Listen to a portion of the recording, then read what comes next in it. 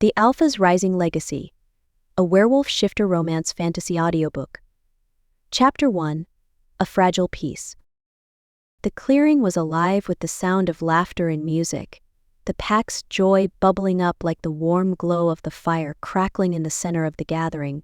Lanterns hung from low branches, casting golden light over faces that, for the first time in weeks, looked relaxed and hopeful. The smell of roasted meat mingled with the crisp night air, the kind of scent that reminded me of home, of safety.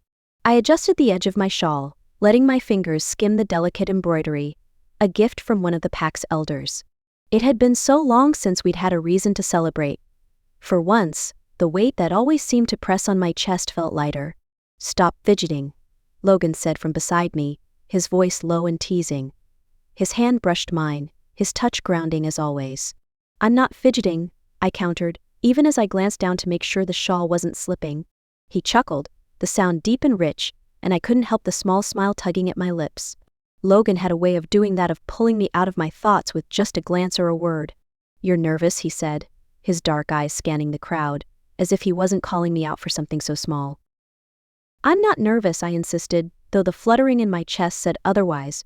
"I just want tonight to go well." "For the pack?" "For the pack," Logan repeated, though the way his gaze softened when it landed on me made it clear he wasn't just talking about them. Logan stepped forward, drawing the attention of the pack like a magnet. His presence commanded respect, his broad shoulders and steady gaze a reminder of why he was their alpha. "My alpha." The chatter quieted as he raised a hand, his voice strong but warm as he addressed them. "Tonight, we celebrate not just our survival but our strength. We've faced challenges more than I can count, but we've done it together. And because of that, we stand here tonight, stronger than ever." The pack erupted into cheers, the sound ringing through the trees like music. I watched him, my chest tightening with a mix of pride and something deeper, something warmer. Logan had always been a force to be reckoned with, but seeing him like this, confident, steady, leading with his whole heart, it was impossible not to feel it. He turned back to me, holding out a hand, and for a moment, everything else faded. "And I wouldn't have been able to do it without Luna," he said, his voice softer now, but no less commanding. "She's more than my mate. She's my equal, my partner, and the reason I'm standing here tonight." The pack's cheers grew louder, their energy surging as Logan pulled me forward, his hand warm and firm around mine. I swallowed the lump in my throat, my cheeks flushing under the attention. "Don't make me cry in front of everyone," I muttered under my breath, earning a quiet laugh from him. "You'd still look beautiful," he murmured, his thumb brushing over my knuckles. As the pack continued to celebrate, Logan and I stayed at the heart of it, greeting members and sharing quiet smiles that spoke more than words ever could. For the first time in a long time, it felt like things were falling into place. And yet, a small part of me couldn't shake the unease that lingered at the edges of the night, like a shadow waiting for its chance to pounce. Because in our world, peace was never permanent. The gathering hummed with joy and laughter, but I couldn't help keeping one eye on Owen, who stood at the edge of the clearing, his small hands balled into fists as he stared at the ring of wooden targets set up for the celebration. The firelight played on his curls, catching the hints of gold in his hair, and my heart ached at the fierce determination etched into his little face. "He's got that look again," Logan said beside me, his tone a mix of amusement and wariness. I glanced at him, arching an eyebrow. "The I'm going to do something that makes my mother worry look?" "Exactly," Logan said with a chuckle, his gaze following Owen. "Pretty sure he got that from you." I smacked his arm lightly. "Don't you dare blame me for that. You're the one who taught him how to sneak out of bedtime." Logan's grin was unapologetic, but it softened when he looked at Owen. "Do you think he's ready?" The question hung in the air between us, heavy with unspoken fears. I wanted to say yes, that he was just a boy, and everything would be fine. But Owen wasn't just any boy, and the secret of what he could do was something we hadn't even begun to unravel. A sharp crack split the air, and I whipped my head around just in time to see a flash of blue light burst from Owen's hands, striking one of the targets dead center. The wooden post splintered with a groan, toppling to the ground in a mess of jagged edges. The clearing fell silent. Owen stood frozen, his eyes wide as the last faint tendrils of energy faded from his hands. For a moment no one moved, the weight of what had just happened settling over the gathering like a heavy cloud. And then the whispers started. "Did you see that? What was that power? He's too young for this." I moved instinctively, crossing the clearing in quick strides until I was kneeling in front of Owen. His lower lip trembled as he looked at me, and my heart twisted at the fear in his eyes. "I'm sorry, Mom," he whispered, his voice small. "I didn't mean to, it just happened." I cupped his face, brushing my thumbs gently over his cheeks. "It's okay, sweetheart," I said, keeping my voice steady even though my chest felt tight. "You're okay, you didn't do anything wrong." Logan was beside us in an instant, his presence like a shield.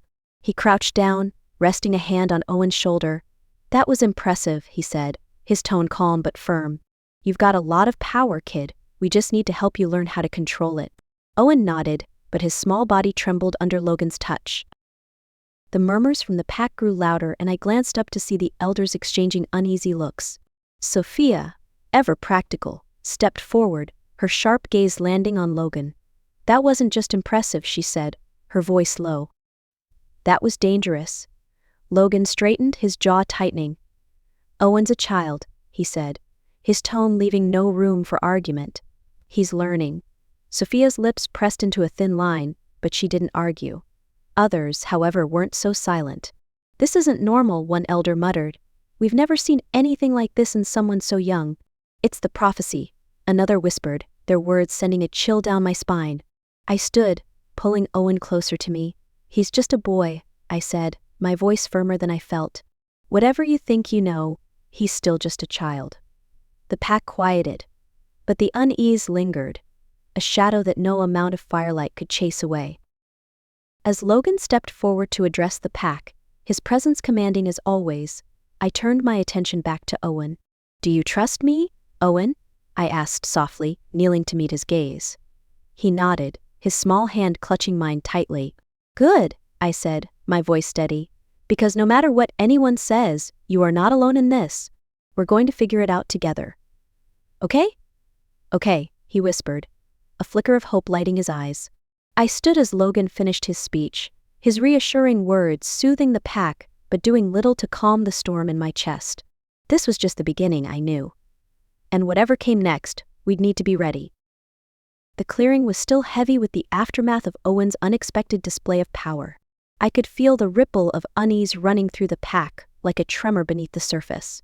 As Luna wrapped a protective arm around Owen, murmuring softly to calm him, I straightened, my senses on high alert. And then I felt a shift in the air, sharp and cold, like the first sting of frost in autumn. A figure emerged from the tree line, moving with a grace that immediately set my instincts on edge.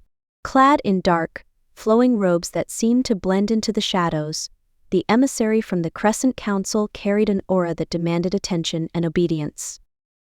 "Logan Reed," the figure said, his voice smooth but carrying an edge that pricked at my nerves. His hood shifted back slightly, revealing sharp features and piercing gray eyes that gleamed like steel in the moonlight. "It seems congratulations are in order for your reinstatement as Alpha and for the exceptional abilities of your young heir." I stepped forward, positioning myself between the emissary and my family. "What brings the Crescent Council to our borders unannounced?" I asked, my voice steady, though the tension in my shoulders betrayed my unease. The emissary's lips curved into a thin smile that didn't reach his eyes. "We come as guardians of balance, Alpha.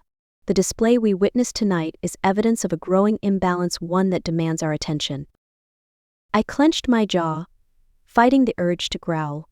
Beside me, Luna rose to her full height, her presence steady and unyielding as she spoke. "If you've come to observe, you've seen all you need to. Owen is a child, not a pawn in whatever game you think you're playing." The emissary's gaze flicked to Luna, his expression unreadable. "Ah, Luna Carter. Your reputation precedes you, strong, resourceful, fiercely protective. Admirable qualities for a mate and a mother." The subtle dig made my wolf bristle, but Luna didn't flinch. "Flattery won't change the fact that my son's future is none of your concern." The emissary's smile widened, a predatory glint in his eyes. "On the contrary, his future concerns us all. You see, his abilities are not just unique, they are unprecedented. The prophecy tied to him speaks of power unchecked, a force that could shift the delicate equilibrium between our kind and the human world. The words landed like a blow, though I didn't let it show.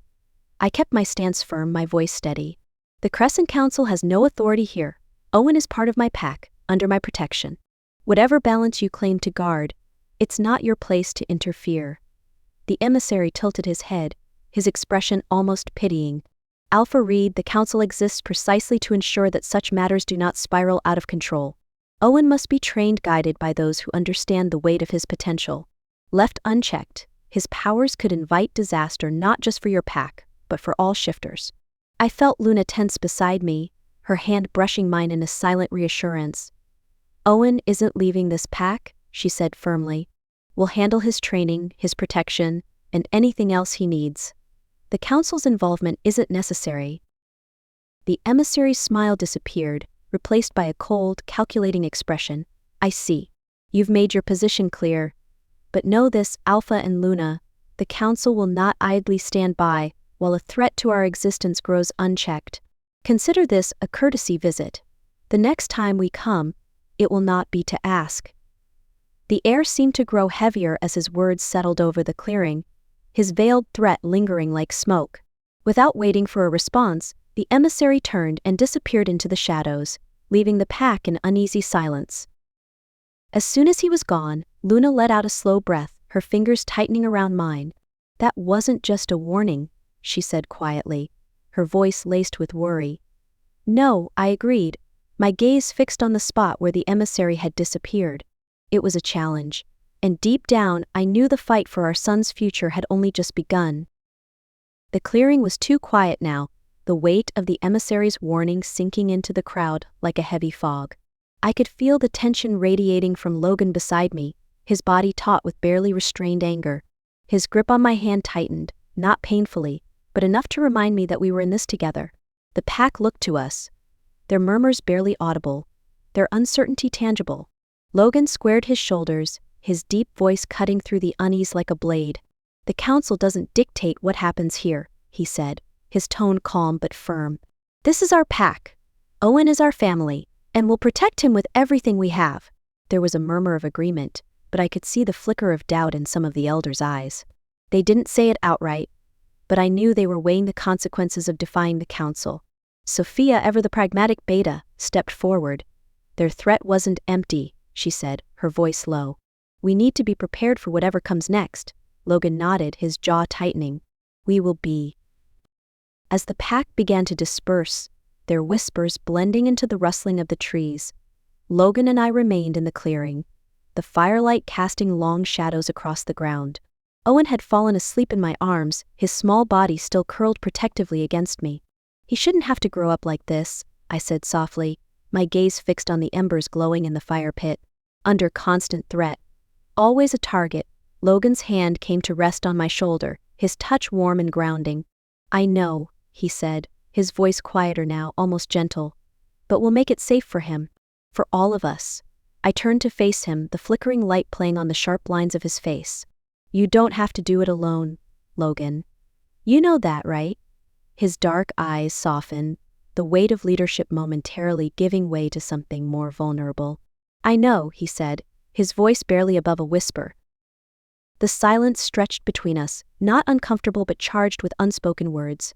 Logan reached out, brushing a strand of hair away from my face, his fingers lingering against my cheek. I'm sorry, he said suddenly, the words raw and unexpected. For what? I asked, my voice catching in my throat. For everything, he said, his gaze holding mine. For leaving you. For not being here when you needed me most. For all the danger I've brought into your life. My chest tightened, a rush of emotions threatening to spill over. Logan, I'll never stop trying to make it right, he said, his hand sliding down to cup the back of my neck, his touch firm but tender. You and Owen, you're my everything, Luna. And I'll fight anyone who tries to take that away from me.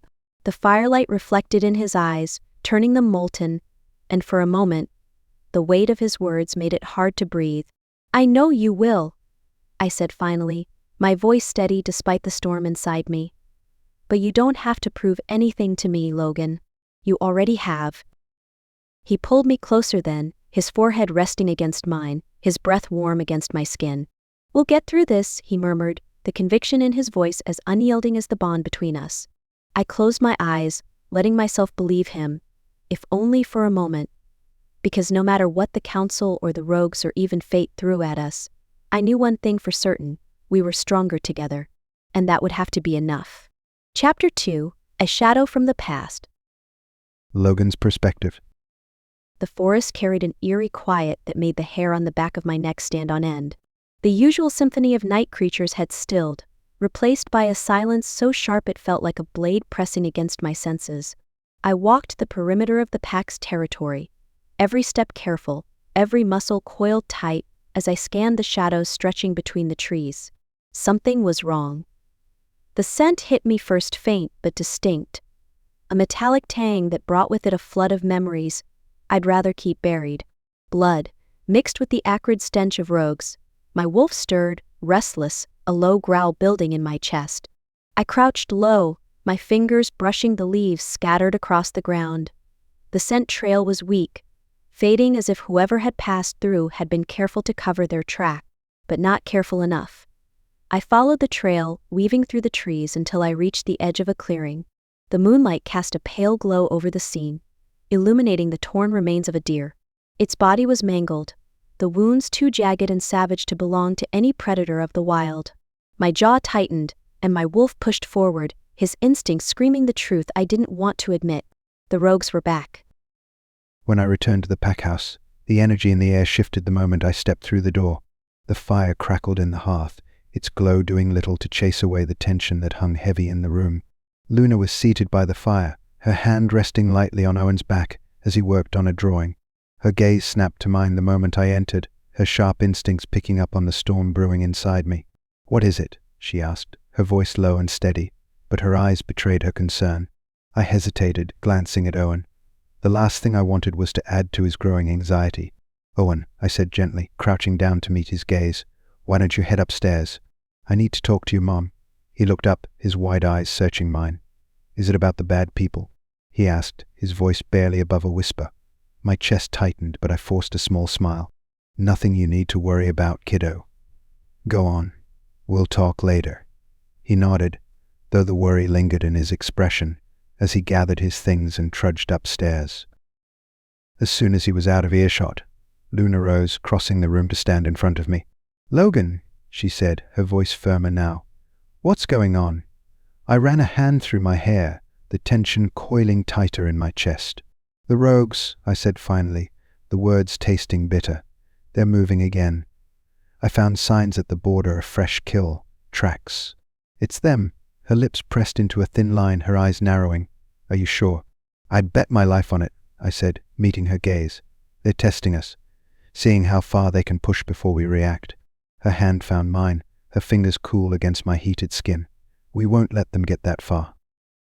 I wanted to believe her, but the memories of what they'd done, what I'd barely survived, were too vivid to ignore. The rogues didn't just take, they destroyed. They'd ripped apart packs, families, and everything in their path. "They'll come for Owen," I said, the words slipping out before I could stop them. Luna's grip on my hand tightened, her eyes flashing with a fierce protectiveness that matched my own. "Then they'll have to go through me first." The firelight cast a golden halo around her, and for a moment the weight pressing on my chest eased. She wasn't just my mate, she was my equal, my anchor. And together, we'd make sure the rogues never touched what we'd built. Luna's perspective. The pack house was quieter than usual that night, the weight of Logan's news casting a heavy shadow over the halls. Owen was tucked into bed, his soft breath steady as I brushed his curls from his forehead. I lingered longer than usual, my heart tight with worry for him. The memory of Logan's words played in my mind on a loop. "They'll come for Owen." When I finally left Owen's room, the quiet felt oppressive, the stillness amplifying the tension that lingered in the house. I found myself drawn toward Logan's office, needing to busy my hands while my thoughts threatened to spiral. The space smelled like him cedarwood, leather, and something uniquely Logan. The room was neat, as always, with the large oak desk at its center and shelves lined with books, pack records, and maps of our territory. But tonight, a faint disarray caught my eye, a folder left slightly ajar on the desk, papers poking out as though Logan had been interrupted mid-thought. I wasn't one to pry, not usually, but the edge of a letter, handwritten and worn, caught my attention. Something about it felt off. Curiosity won out, and I pulled the letter free, the paper rough and smudged as though it had been handled too many times. The words were scrawled in jagged handwriting, rushed and uneven. Logan perspective. You are a fool to trust them. The council isn't what it seems, and neither is he. Watch your back. They'll use the boy against you the moment they get the chance. If you want to protect your pack, stay quiet. The letter ended abruptly, the final words underlined with such force the paper had torn slightly. I stared at the note, my pulse pounding in my ears. The implications were clear, but they raised more questions than answers. Who was he? And why hadn't Logan told me about this? A flash of anger surged through me, hot and sharp. I knew Logan carried scars from his time in captivity, wounds that weren't just physical. But this was a warning. A threat. And the fact that he kept it from me stung more than I wanted to admit. Logan found me moments later, his presence filling the doorway like a storm cloud. Luna, he said, his voice low but firm. I turned to face him, holding the letter up between us. Care to explain this? His jaw tightened, his gaze flicking to the paper before meeting mine. Where did you find that? On your desk, I said evenly, though my heart was racing. Why didn't you tell me about this? About the council? About whoever this he is? Logan stepped into the room, closing the door behind him, as if to keep the conversation contained. Because it's nothing you need to worry about, he said, his tone clipped. I laughed, the sound sharp with disbelief. You're joking, right? A cryptic warning about our son and a shadowy figure tied to the council. And you don't think I need to know about it? It's complicated, he said, running a hand through his hair. I didn't want to drag you into something I wasn't even sure was real. Real or not, it's affecting all of us, I snapped, my frustration bubbling over. You can't shut me out, Logan, not when it comes to Owen. He sighed, his shoulders sagging slightly as the fight drained out of him. It's not about shutting you out, he said, his voice softer now. It's about protecting you. Protecting both of you. I took a step closer, my anger giving way to something raw and aching. We're stronger together, Logan, you know that. Whatever this is, whoever this is, we face it as a family. No more secrets. He reached for me then, his hands warm and steady on my arms. I'll tell you everything, he promised, his voice low and earnest. But you have to trust me, Luna. Trust that I'll do whatever it takes to keep you and Owen safe. I searched his eyes, the storm in them mirroring my own. And in that moment, I knew he meant every word. Okay, I said finally, my voice barely above a whisper. But I'm holding you to that promise. His lips quirked into the faintest smile, his thumb brushing against my skin. You wouldn't be you if you didn't. The tension lingered, but for now, it was tempered by the weight of his promise. As I slipped the letter back into the folder, a chill ran down my spine. A reminder that the shadows of Logan's past weren't as far behind us as I'd hoped. Whatever was coming, it was closer than ever. Logan's perspective. The pack house buzzed with uneasy energy, the fire in the main hall crackling louder than the voices around it. The elders were gathered, their faces drawn with tension, lines carved deep from decades of decisions that shaped the lives of everyone here. Tonight those lines seemed sharper, etched by the weight of an impossible choice. I stood at the head of the room, Luna at my side, her steady presence both a comfort and a reminder that this wasn't just about me. This was about us, about Owen, about the future of the pack. This is madness, one of the elders, Matthias, said, his voice sharp and brittle. If the council is offering their assistance, why refuse them? They've handled situations like this before. They have resources we don't. Resources that come with strings attached, Sophia countered, her tone icy. The council isn't interested in helping us. They want to control us. And they'll start with Owen. Matthias scoffed, his wiry frame tense as he leaned forward. And what do you propose, Sophia? That we go to war with the rogues and the council. We've barely recovered from the last attack.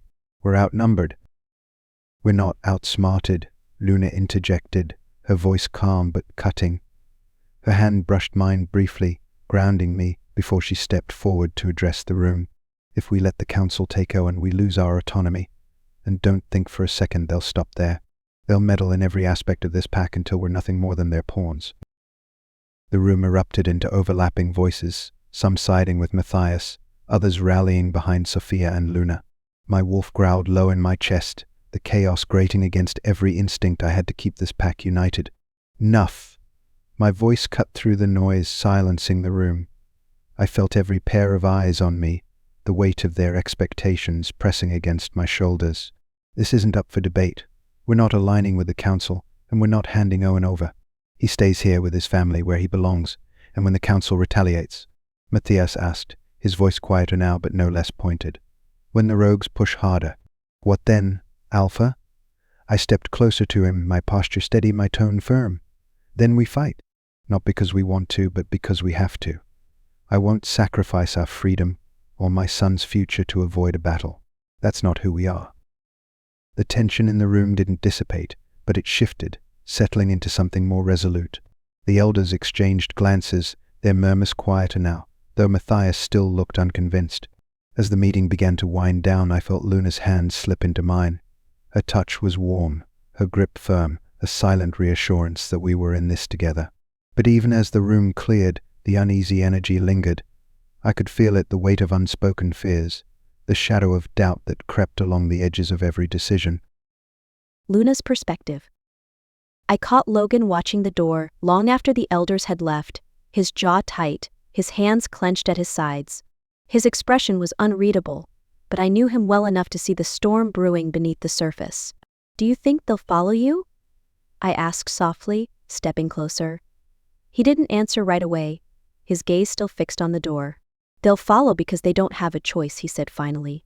"But that doesn't mean they trust me." "Not completely." I reached for his hand, lacing my fingers through his. "Trust isn't built in a single night, Logan.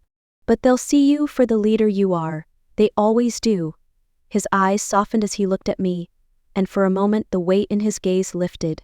"What would I do without you?" he asked, his voice quieter now, almost teasing. "You'd probably make a mess of things," I said, grinning despite the tension. "But I'd still clean it up." His chuckle was low, a small but welcome sound in the heavy silence. The quiet didn't last long. A faint sound, footsteps, quick and light, caught my attention, and I turned toward the hallway just as Owen appeared, his small frame half hidden behind the corner. His wide eyes darted between us, his expression a mix of curiosity and something else. "Hey, bud," Logan said, his tone softening as he crouched down. "What are you doing up?" "I heard you," Owen said, his voice barely above a whisper. "You were talking about me. About bad people." My heart clenched, and I exchanged a glance with Logan. "We were," I admitted, kneeling beside Logan. "But that doesn't mean you have to worry about it. It's our job to protect you." Owen's gaze dropped to the floor, his small hands twisting together. "I don't want people to get hurt because of me," he said, his voice trembling. "Hey," Logan said, reaching out to gently lift Owen's chin. "None of this is your fault, and no one's going to get hurt. Okay? Not as long as your mom and I are here." Owen nodded, but the weight in his eyes didn't lift, and my chest tightened with the knowledge that he was already carrying more than he should. As we tucked him back into bed, Logan and I exchanged another glance, unspoken but clear. The stakes were higher than ever, and Owen's safety and our family depended on what we did next. Owen's perspective. The walls in the pack house were thinner than everyone thought. Or maybe it was just that I had good ears. Either way, no matter how quietly they talked, I could hear them. The whisper started when I was halfway up the stairs, careful not to let the old wood creak under my feet. I wasn't sneaking. Not really. It wasn't my fault they were saying things they didn't want me to hear. "If the council gets involved, we'll lose our independence," one voice said. It sounded like Elder Matthias, sharp and heavy, like he was always chewing on his words before spitting them out. "And if we don't, the rogues will pick us off one by one," another replied, this one softer, smoother. I pressed my back to the wall, holding my breath, as their voices rose and fell like waves crashing against each other. My mom's voice cut through the noise, calm but firm, the way it always was when people forgot who was really in charge. "This isn't just about the pack," she said. "This is about my son. I won't let anyone make decisions for him." My stomach twisted, and I leaned closer, my fingers curling around the edge of the railing. Someone else, maybe Sophia, spoke next, her tone clipped. "Luna, you can't protect him from everything. He's not a normal kid." "I know that," my mom snapped, her voice sharper than I'd ever heard it. "But he's still my kid. And whatever this prophecy says, he deserves a chance to grow up without being treated like some kind of weapon. I couldn't listen anymore. The knot in my chest had grown too tight, and the words swirled in my head like a storm. Not a normal kid. A weapon. The words hit harder because I knew they were true. I wasn't normal. I wasn't like the other kids in the pack who could sift into wolves or run faster than deer. My powers were different, wild and unpredictable. Dangerous. I turned and hurried up the stairs, my feet moving faster than my thoughts. By the time I reached my room, I felt like I couldn't breathe. I shut the door behind me, leaning against it as I stared at the little bed in the corner, the books scattered on the desk, the drawings taped to the walls. It looked like a normal kid's room, but I wasn't normal.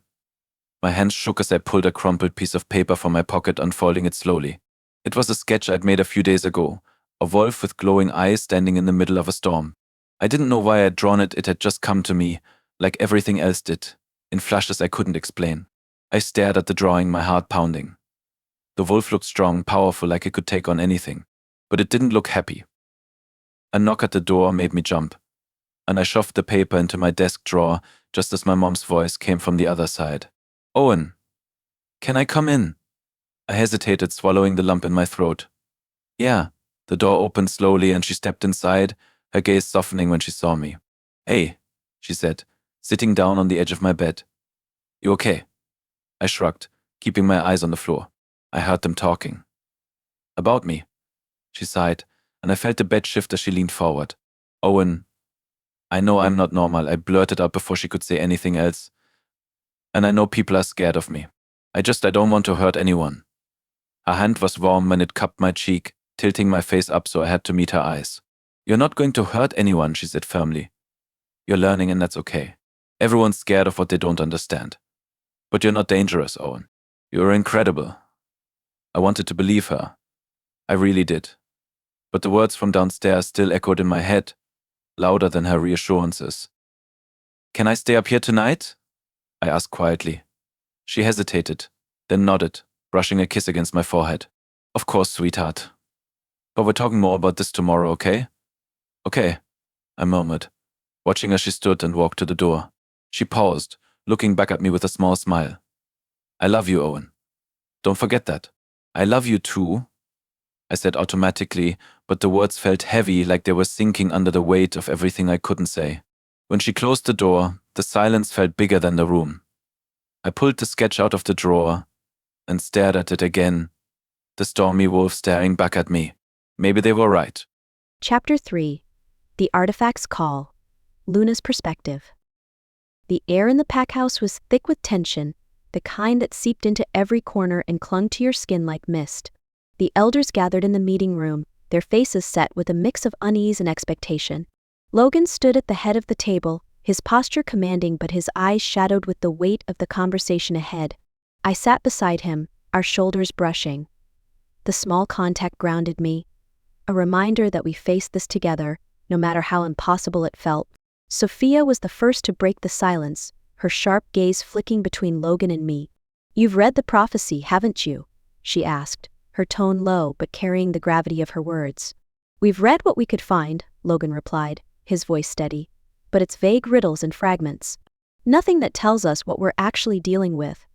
Sophia nodded, her lips pressed into a thin line. That's because the full text was never kept here. The artifact tied to the prophecy was hidden long before most of us were born. Hidden where? I asked, leaning forward. Sophia hesitated, her gaze locking with mine. Deep in the shadowwood. Beneath the old ruins. The room went quiet, the name Shadowwood carrying an unspoken weight. It wasn't just a place, it was a warning. Stories of those who ventured too far into its depths rarely ended well. That's ancient pack land, one elder murmured, his voice tinged with fear. It's been off limits for generations. For good reason, Sophia said sharply. The artifact was hidden there to protect it and us. Its power is unstable, dangerous even for those meant to wield it. Her eyes shifted to me, and I felt the unspoken implications settle heavily in my chest. Logan straightened, his jaw tight. If it's so dangerous, why tie it to Owen? Why make him part of this? The prophecy wasn't a choice, Sophia said, her tone softening slightly. It's a warning. Owen's abilities, they're connected to whatever that artifact holds. If the rogues get their hands on it, or him, it could tip the balance for all shifters, not just this pack. I felt a chill run through me, the weight of her words sinking in. Owen wasn't just special, he was a key to something far bigger than any of us had realized. We need to know exactly what we're dealing with, I said, my voice steadier than I felt. If the artifact is that important, we can't afford to be in the dark about it. Sophia nodded, reaching into the leather-bound journal she always carried. She flipped through the pages until she found a sketch, a rough drawing of a stone object etched with strange symbols, glowing faintly. "This is the artifact," she said, sliding the page toward us. "It's said to amplify abilities, to strengthen the natural gifts of whoever possesses it. But there's a cost. The stronger the power, the more unstable the artifact becomes." Logan's hand brushed mine under the table, a small gesture, but it spoke volumes. We were both thinking the same thing.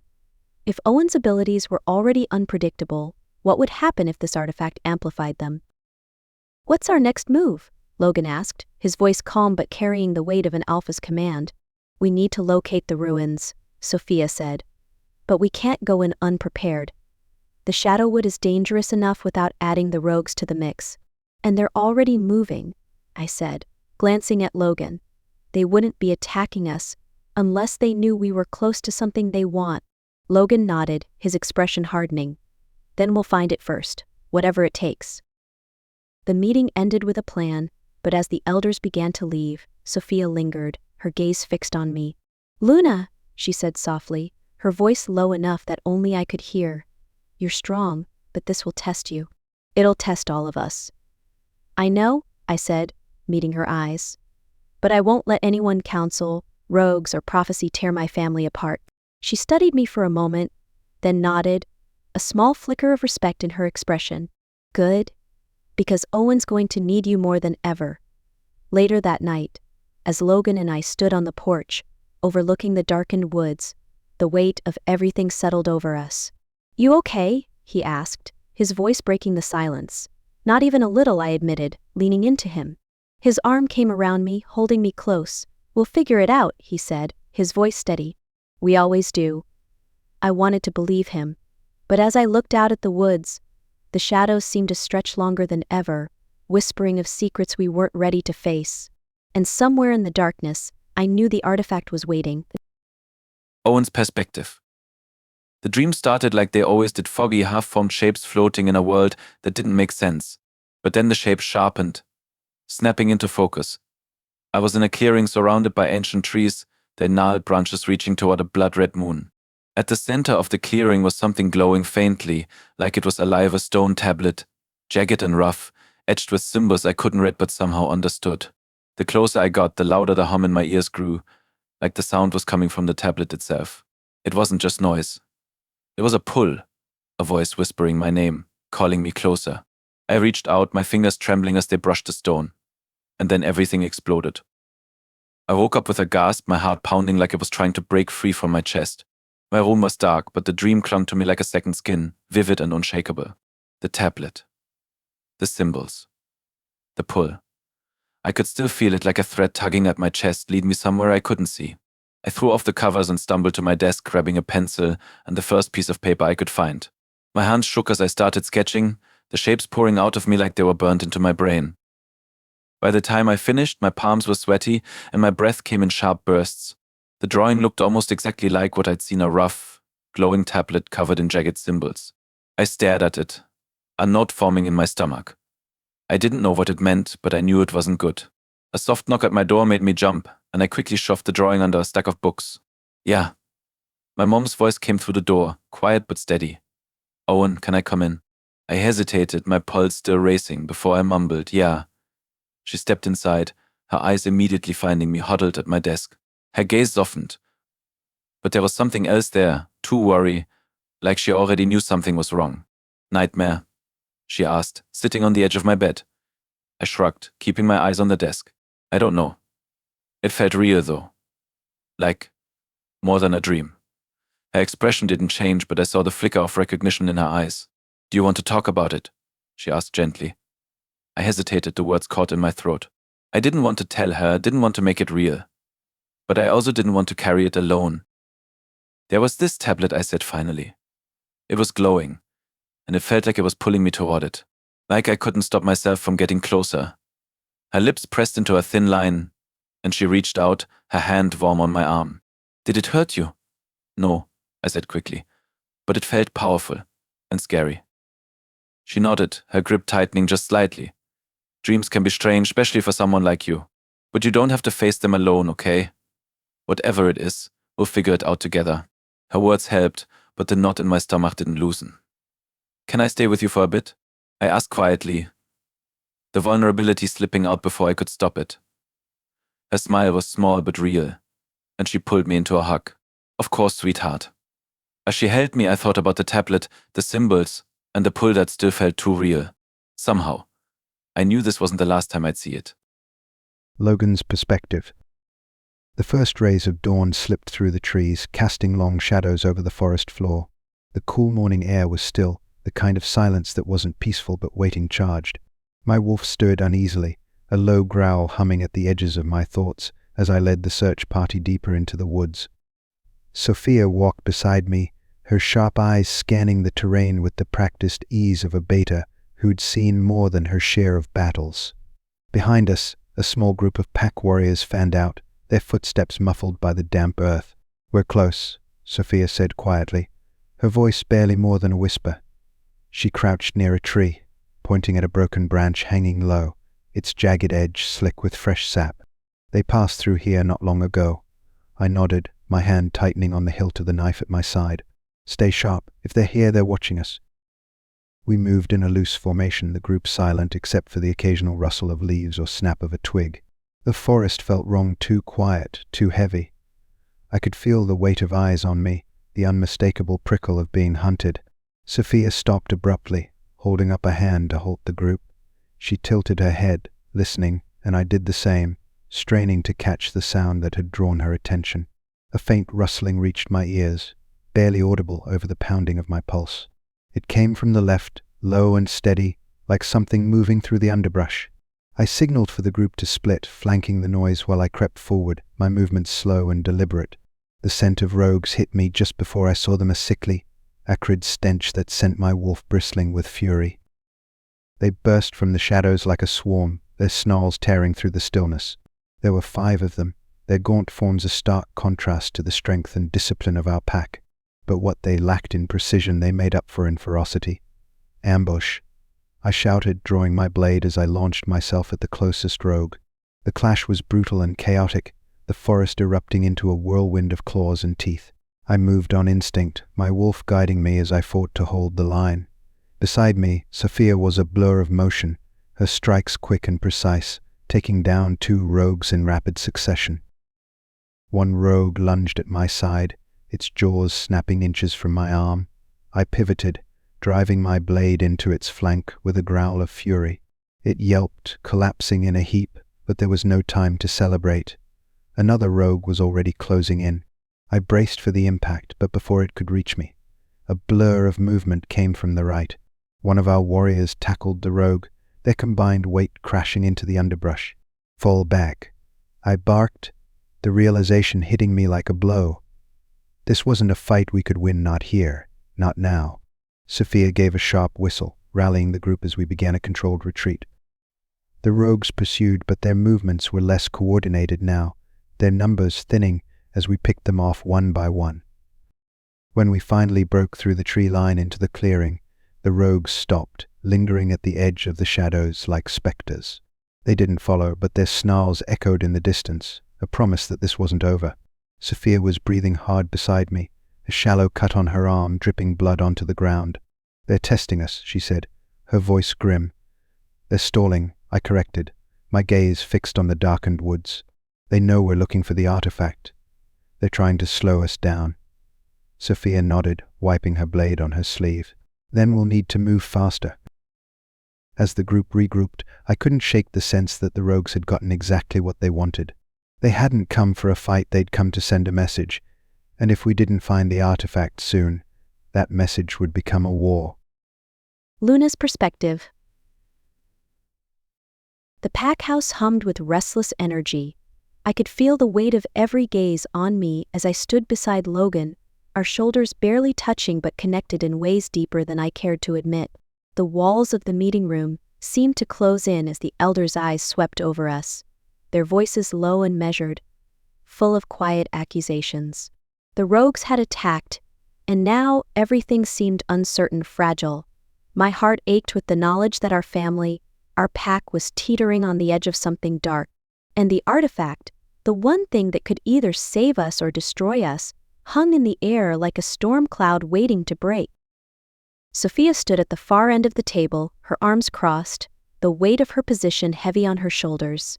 The others followed her lead, their expressions a mixture of skepticism and wariness. "Logan," Matthias said, his voice cutting through the low murmur of the room, "you and Luna's leadership has been tested, and now we're facing enemies from all sides. The Council, the rogues, and worse, whatever that prophecy means for Owen." I could feel Logan's hand brush mine, a subtle touch that grounded me as his presence did. He was an alpha in every sense of the word, strong, protective, but right now, his gaze flicked to me, silently asking for reassurance. "We've always led with unity," Logan said, his voice steady, yet the subtle tension in his jaw gave him away. "We'll continue to do so. The pack is stronger when we stand together." But Matthias wasn't done. He leaned forward, his eyes dark with unspoken concern. "Is that still true?" he asked, his voice dropping low, just above a whisper. "Because I'm starting to wonder if the pack can survive the strain of the prophecy. What happens when Owen's power fully manifests? What happens if the artifact draws him, and the pack into something we can't control?"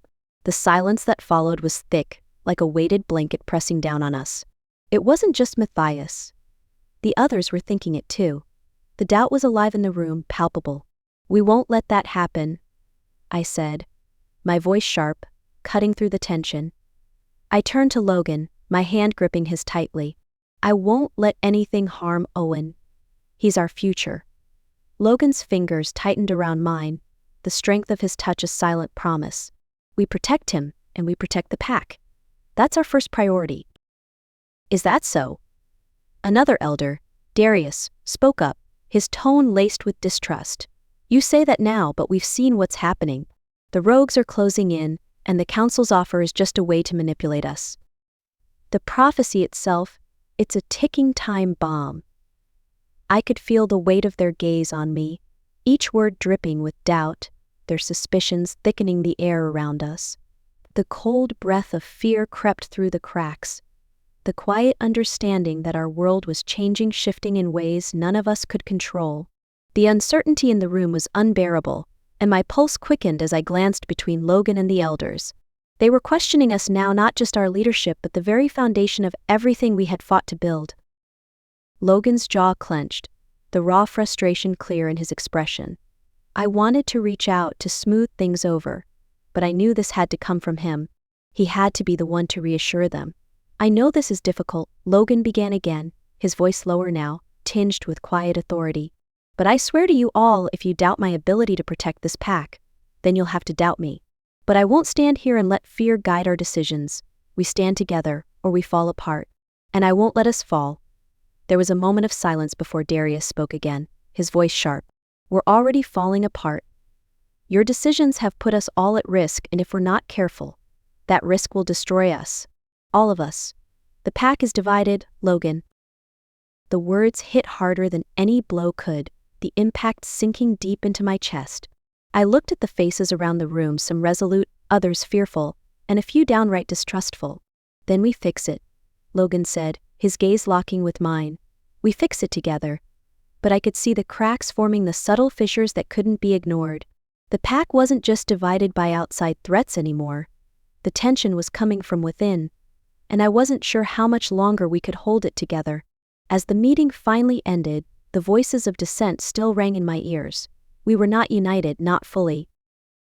Later, as Logan and I walked through the halls of the pack house, the weight of the conversation still heavy between us, I couldn't shake the feeling that things were shifting in ways we couldn't control.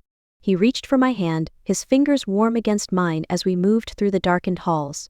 "We'll get through this," he said, his voice low but steady. "We always do." I wanted to believe him. I did. But the shadows of doubt were creeping in, and no matter how tightly we clung to each other, I wasn't sure they could be chased away so easily. Chapter 4. Luna's Perspective. The pack house hummed with restless energy. I could feel the weight of every gaze on me as I stood beside Logan, our shoulders barely touching but connected in ways deeper than I cared to admit. The walls of the meeting room seemed to close in as the elders' eyes swept over us, their voices low and measured, full of quiet accusations. The rogues had attacked, and now, everything seemed uncertain, fragile.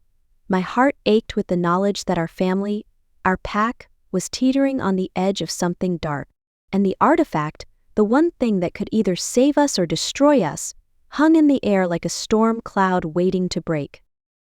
Sophia stood at the far end of the table, her arms crossed, the weight of her position heavy on her shoulders. The others followed her lead, their expressions a mixture of skepticism and wariness. "Logan," Matthias said, his voice cutting through the low murmur of the room, "you and Luna's leadership has been tested, and now we're facing enemies from all sides. The Council, the rogues, and worse, whatever that prophecy means for Owen." I could feel Logan's hand brush mine, a subtle touch that grounded me as his presence did. He was an alpha in every sense of the word, strong, protective, but right now, his gaze flicked to me, silently asking for reassurance. "We've always led with unity," Logan said, his voice steady, yet the subtle tension in his jaw gave him away. "We'll continue to do so. The pack is stronger when we stand together." But Matthias wasn't done. He leaned forward, his eyes dark with unspoken concern. "Is that still true?" he asked, his voice dropping low, just above a whisper, "because I'm starting to wonder if the pack can survive the strain of the prophecy. What happens when Owen's power fully manifests? What happens if the artifact draws him and the pack into something we can't control?" The silence that followed was thick, like a weighted blanket pressing down on us. It wasn't just Matthias. The others were thinking it too. The doubt was alive in the room, palpable. "We won't let that happen," I said, my voice sharp, cutting through the tension. I turned to Logan, my hand gripping his tightly. "I won't let anything harm Owen. He's our future." Logan's fingers tightened around mine, the strength of his touch a silent promise. "We protect him, and we protect the pack. That's our first priority." "Is that so?" Another elder, Darius, spoke up, his tone laced with distrust. "You say that now, but we've seen what's happening.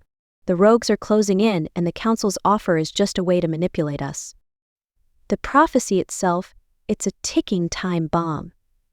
I could feel the weight of their gaze on me, each word dripping with doubt, their suspicions thickening the air around us. The cold breath of fear crept through the cracks, the quiet understanding that our world was changing, shifting in ways none of us could control. The uncertainty in the room was unbearable, and my pulse quickened as I glanced between Logan and the elders. They were questioning us now, not just our leadership, but the very foundation of everything we had fought to build. Logan's jaw clenched, the raw frustration clear in his expression. I wanted to reach out to smooth things over, but I knew this had to come from him. He had to be the one to reassure them. "I know this is difficult," Logan began again, his voice lower now, tinged with quiet authority. "But I swear to you all, if you doubt my ability to protect this pack, then you'll have to doubt me. But I won't stand here and let fear guide our decisions. We stand together, or we fall apart, and I won't let us fall." There was a moment of silence before Darius spoke again, his voice sharp. "We're already falling apart. Your decisions have put us all at risk, and if we're not careful, that risk will destroy us. All of us. The pack is divided, Logan." The words hit harder than any blow could, the impact sinking deep into my chest. I looked at the faces around the room, some resolute, others fearful, and a few downright distrustful. "Then we fix it," Logan said, his gaze locking with mine. "We fix it together." But I could see the cracks forming, the subtle fissures that couldn't be ignored. The pack wasn't just divided by outside threats anymore. The tension was coming from within, and I wasn't sure how much longer we could hold it together. As the meeting finally ended, the voices of dissent still rang in my ears. We were not united, not fully. Later, as Logan and I walked through the halls of the pack house, the weight of the conversation still heavy between us.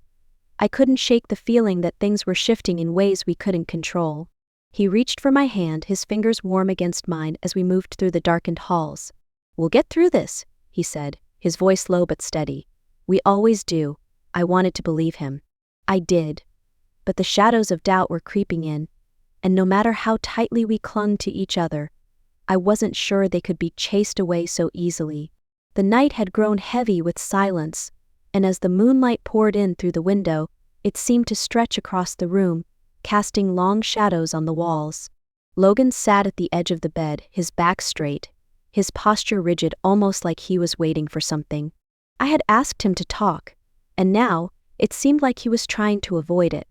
But I couldn't let him, not this time.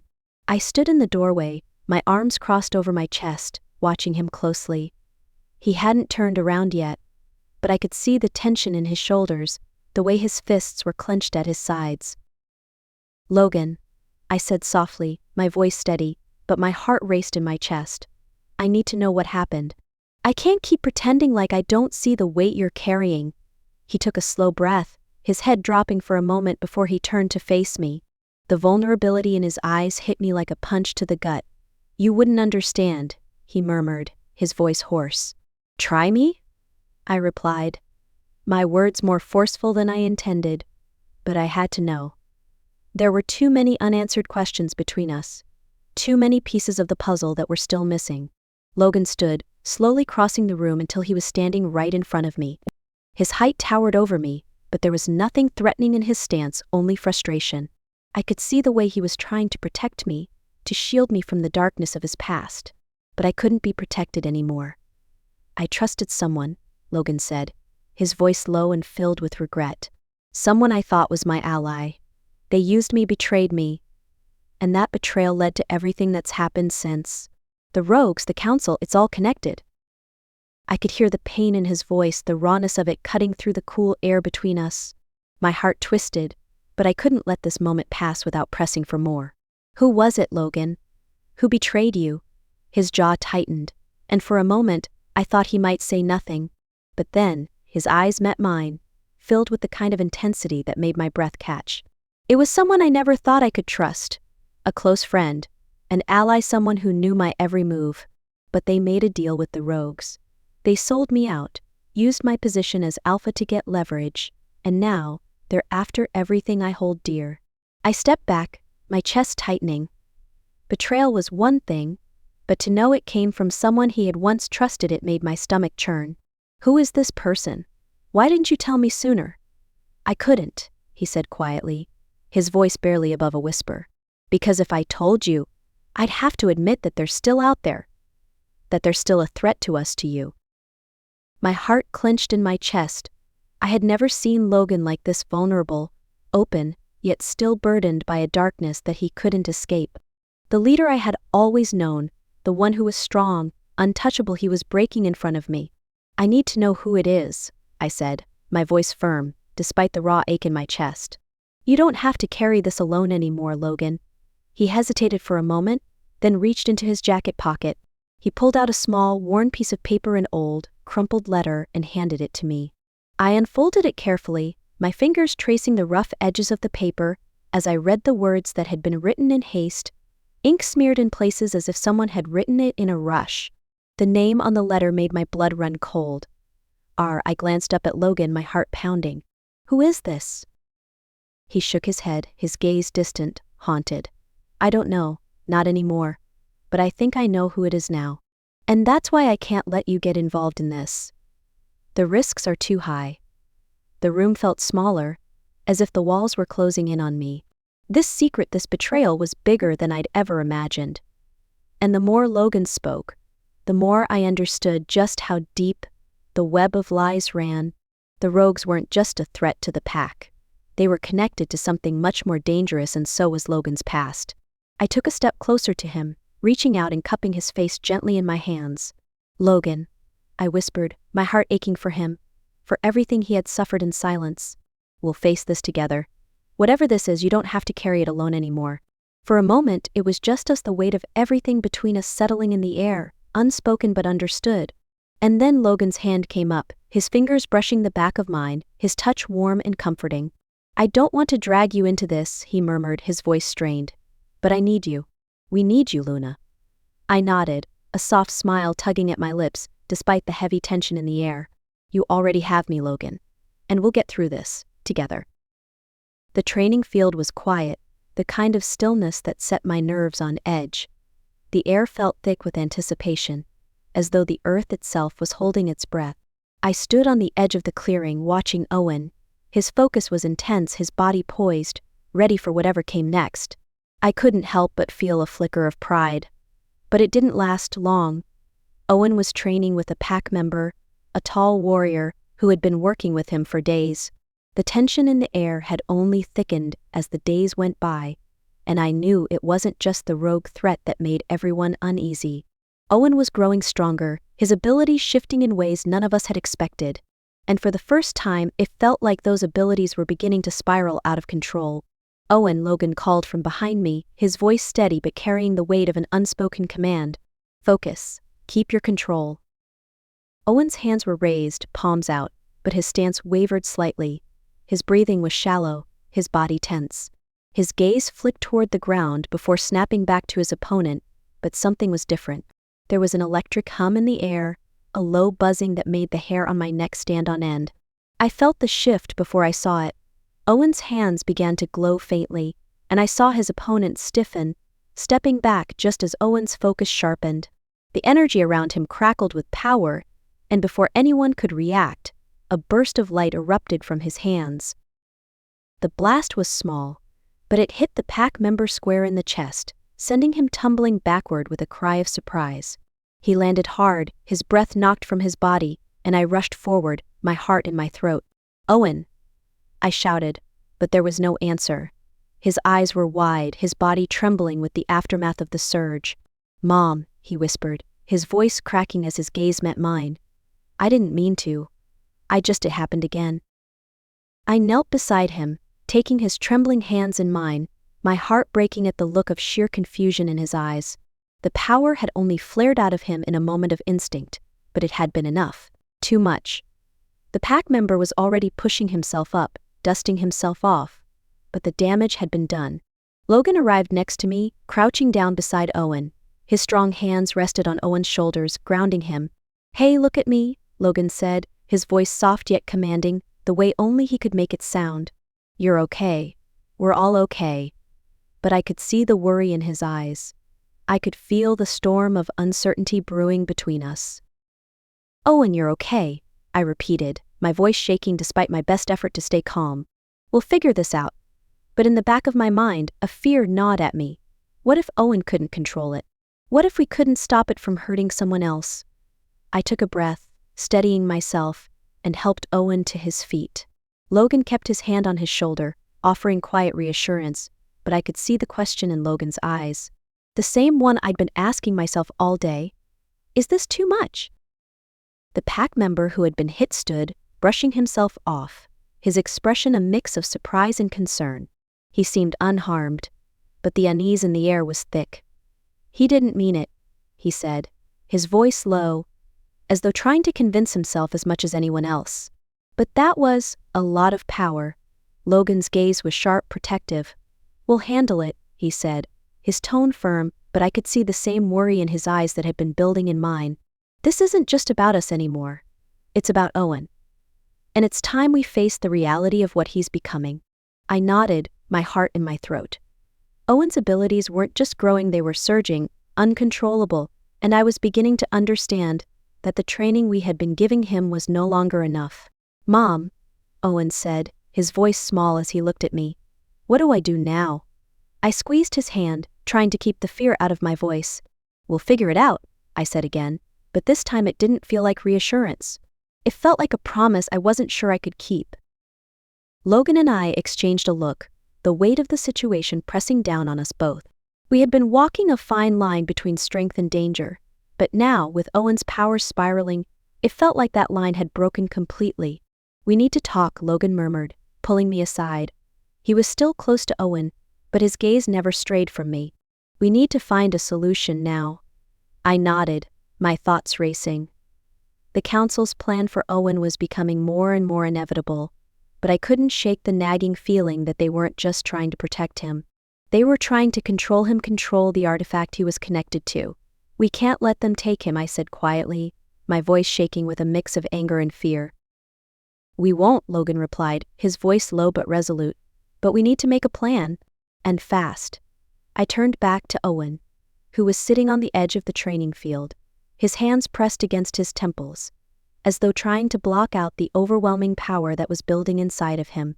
I couldn't help but feel the heavy weight of our responsibilities.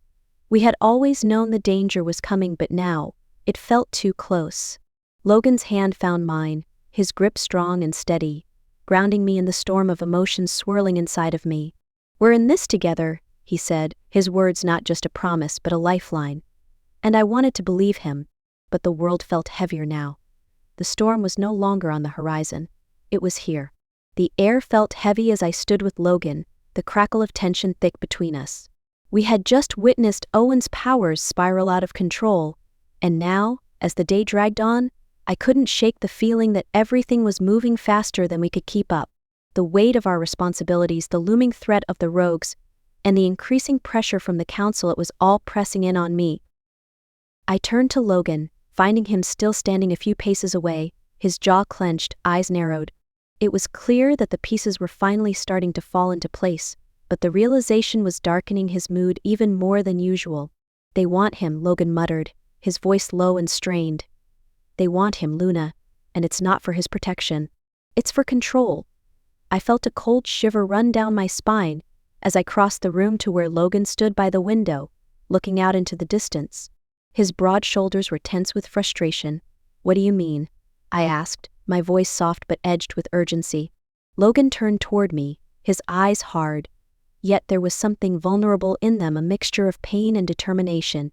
"I've been thinking about it, about everything. The prophecy, Owen, the artifact. They've been manipulating us from the start. The Council doesn't care about protecting Owen. They care about controlling what he represents." I took a slow breath, processing the weight of his words. The truth had been gnawing at me, a faint unease that I couldn't shake, but hearing Logan's voice it so plainly made the reality hit like a slap. "They want the artifact," I whispered, the words barely escaping my lips. "But Owen's the key." He nodded grimly. "Exactly. The artifact is linked to him, and if they train him the way they want to, we'll lose him. They'll turn him into something they control. And that's why I can't let him go, Luna.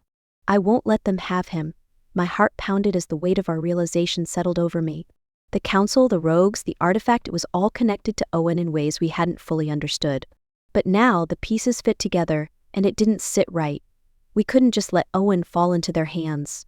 I took a step closer, my hand instinctively reaching for his, my fingers curling into his strong, calloused palm. His grip tightened around mine, a silent promise that we were in this together, no matter what came next. "We can't let them control him," I said firmly, looking up into Logan's eyes. "But we don't know enough about this artifact. We need more answers." His eyes darkened, and he pulled me closer, the heat of his body pressing against mine, as if to shield me from the world outside. "I'll get them. Whatever it takes, I'll find out what the Council is really after. And I won't let them use Owen or you against me." I felt the intensity of his words in my chest, my heart racing in time with his.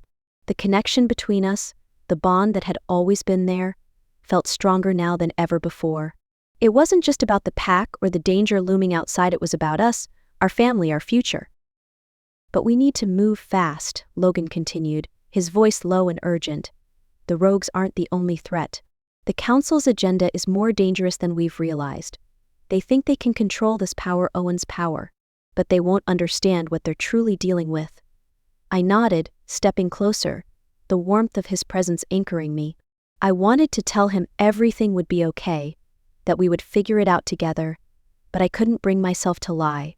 Not when things felt so fragile, so uncertain. "We'll figure it out," I said, my voice shaking slightly. "We have to." Logan's fingers brushed against my cheek, a gentle touch that sent a rush of heat through me, grounding me in the moment.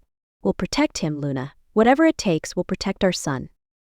I felt my pulse quicken as his hand slid down my arm, his touch leaving a trail of fire in its wake. There was something more in the way he looked at me now, something I hadn't seen before. It was an understanding, a quiet vow.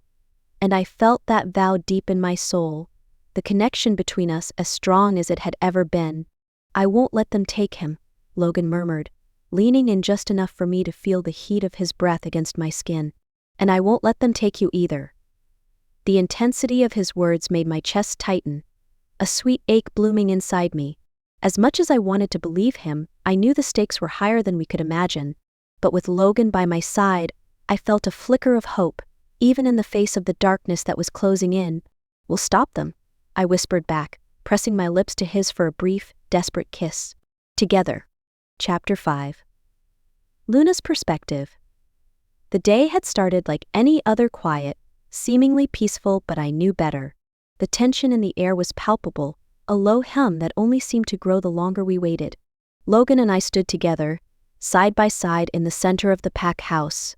The room was dim, shadows creeping along the walls, and I felt the weight of our decisions pressing against me. The doors opened slowly, and in walked the emissary from the Crescent Council. The man was tall, dressed in dark, meticulously pressed robes that gleamed even in the muted light of the room. His sharp eyes scanned us with the cold indifference of someone accustomed to wielding power. He didn't need to say anything at first. His presence alone was enough to make everyone in the room hold their breath. I kept my back straight, my chin tilted just slightly, my eyes narrowing at the sight of him. Logan was already in full alpha mode, his posture commanding, his gaze unwavering. This wasn't a social call. I could feel it in my bones. "We've come to deliver the council's terms," the emissary said, his voice crisp and unsettlingly calm. I resisted the urge to roll my eyes, but it wasn't easy.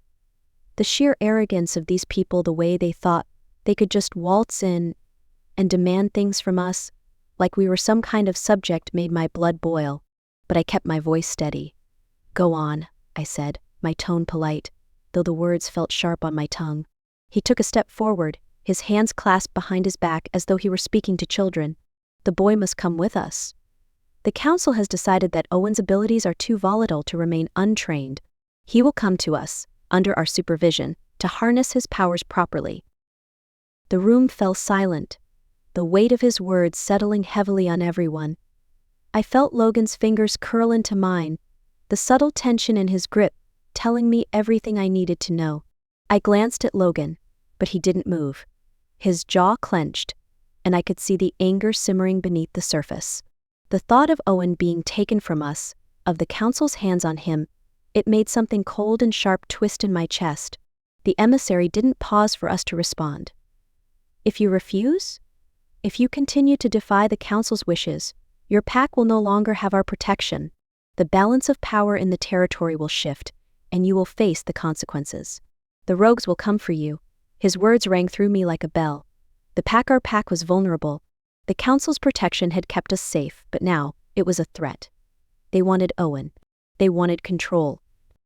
Logan's hand tightened around mine, and I saw his gaze shift, calculating the situation.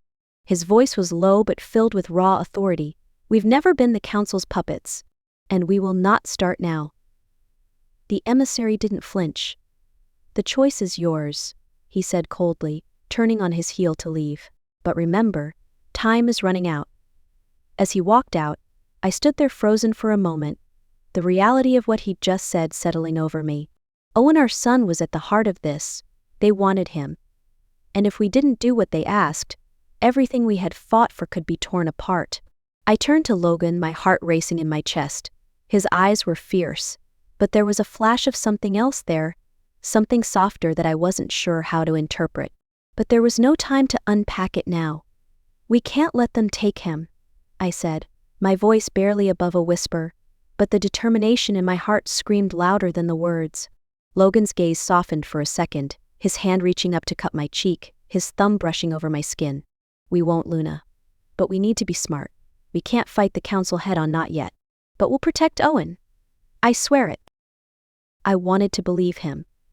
I wanted to believe that we could handle this, that we could find a way to protect our son from their reach. But the weight of the ultimatum hung over us like a storm cloud, threatening to burst open at any moment. I knew the path ahead was dangerous. The council had made their move, and now we were running out of time. The pack house felt more like a war room than a home. As we gathered around the long oak table, the weight of the council's ultimatum hanging heavily in the air.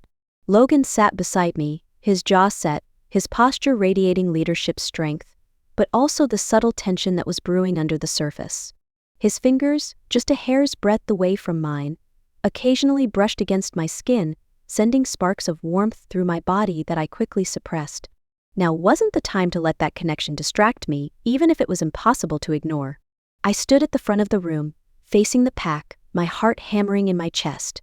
The room was filled with the sharp scent of pine and earth, the lingering warmth from the fire crackling in the hearth, but it felt colder than it ever had before, the looming threat of the council's demands pressing down on us all. "All right, everyone," Logan's deep voice cut through the murmurs, drawing the pack's attention to him. His presence was magnetic, compelling, but there was something raw in his eyes tonight. "We've all heard the ultimatum." He paused, letting his words settle. "They want Owen. They think they can control him, train him to harness his power. We won't let that happen." A murmur of agreement rippled through the group, but there were those who looked uneasy. I could feel their eyes on me, assessing, questioning. Would we be able to protect Owen? Would Logan and I be able to keep the pack safe? The pressure was immense, but I refused to show any sign of weakness. Not now. Not when we were already standing on the edge of a precipice. I stepped forward, letting my gaze sweep across the room. The pack members were my family, my people, but I knew there were divides even now, cracks forming where trust was fading. There was only one way forward. We had to stand united.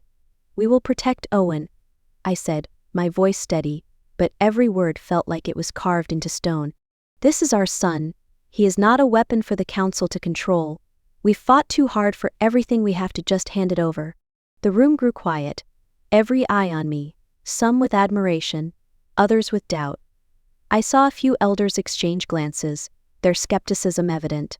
They didn't understand the gravity of what we were facing. They didn't know the council like we did. Logan stood beside me, his hand brushing mine briefly before pulling away. The simple touch was a reminder of everything we'd been through, and everything we still had to fight for. His gaze never left mine as he spoke again. "We've fought too hard to be controlled by anyone. The council thinks they can make demands of us, but we will not bend." Logan's voice was firm, unwavering. "Owen is our future. Our family's future." I could feel the shift in the room, the stirring of resolve, the quiet agreement. But it wasn't enough. We needed more than just words. We needed unity, and we needed to act fast before the council, or the rogues could make their next move. A low growl sounded from the back of the room, cutting through the silence. I turned toward the source, a sharp spike of tension rising in my chest. One of the pack members, a young wolf named Mason, stood, his arms crossed. He looked uneasy. "You're asking us to turn our backs on the council?" he asked, his tone cautious but laced with skepticism. "What if we can't survive without their protection? What if we need them?" I felt Logan's muscles tense beside me, his presence radiating a protective, commanding aura. I wasn't about to let this question slide, not when Owen's safety was at stake. "Do we need the council to survive?" I asked, my voice cutting through the air like a blade. "Or do we need to rely on ourselves? The council has always played us against each other. They've used us for their own gain. And now they want to use our son to further their agenda. We will not let that happen." Mason didn't respond right away, but I could see the unease in his eyes. It wasn't just doubt, it was fear. Fear of the unknown. Fear of what might happen if we lost the protection the council had once provided. But what he didn't understand was that real power came from within, from the pack, from the bond we shared. We were stronger together. And together we would face whatever came next. The room fell into tense silence again, and Logan's gaze met mine, his eyes softening for just a second before he turned back to the pack. His next words were quieter, but the weight of them was undeniable. "If we're going to protect Owen and this pack, we will decide our fate. No one else." He paused, letting his words settle. "We are the pack, not the council. Not anyone else."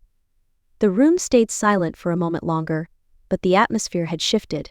The weight of Logan's words sank into the hearts of those who had doubted. and I could see the fire of resolve begin to spark in their eyes. Finally, one of the elders, a tall, silver-haired wolf named Elder Tessa, stood and nodded slowly.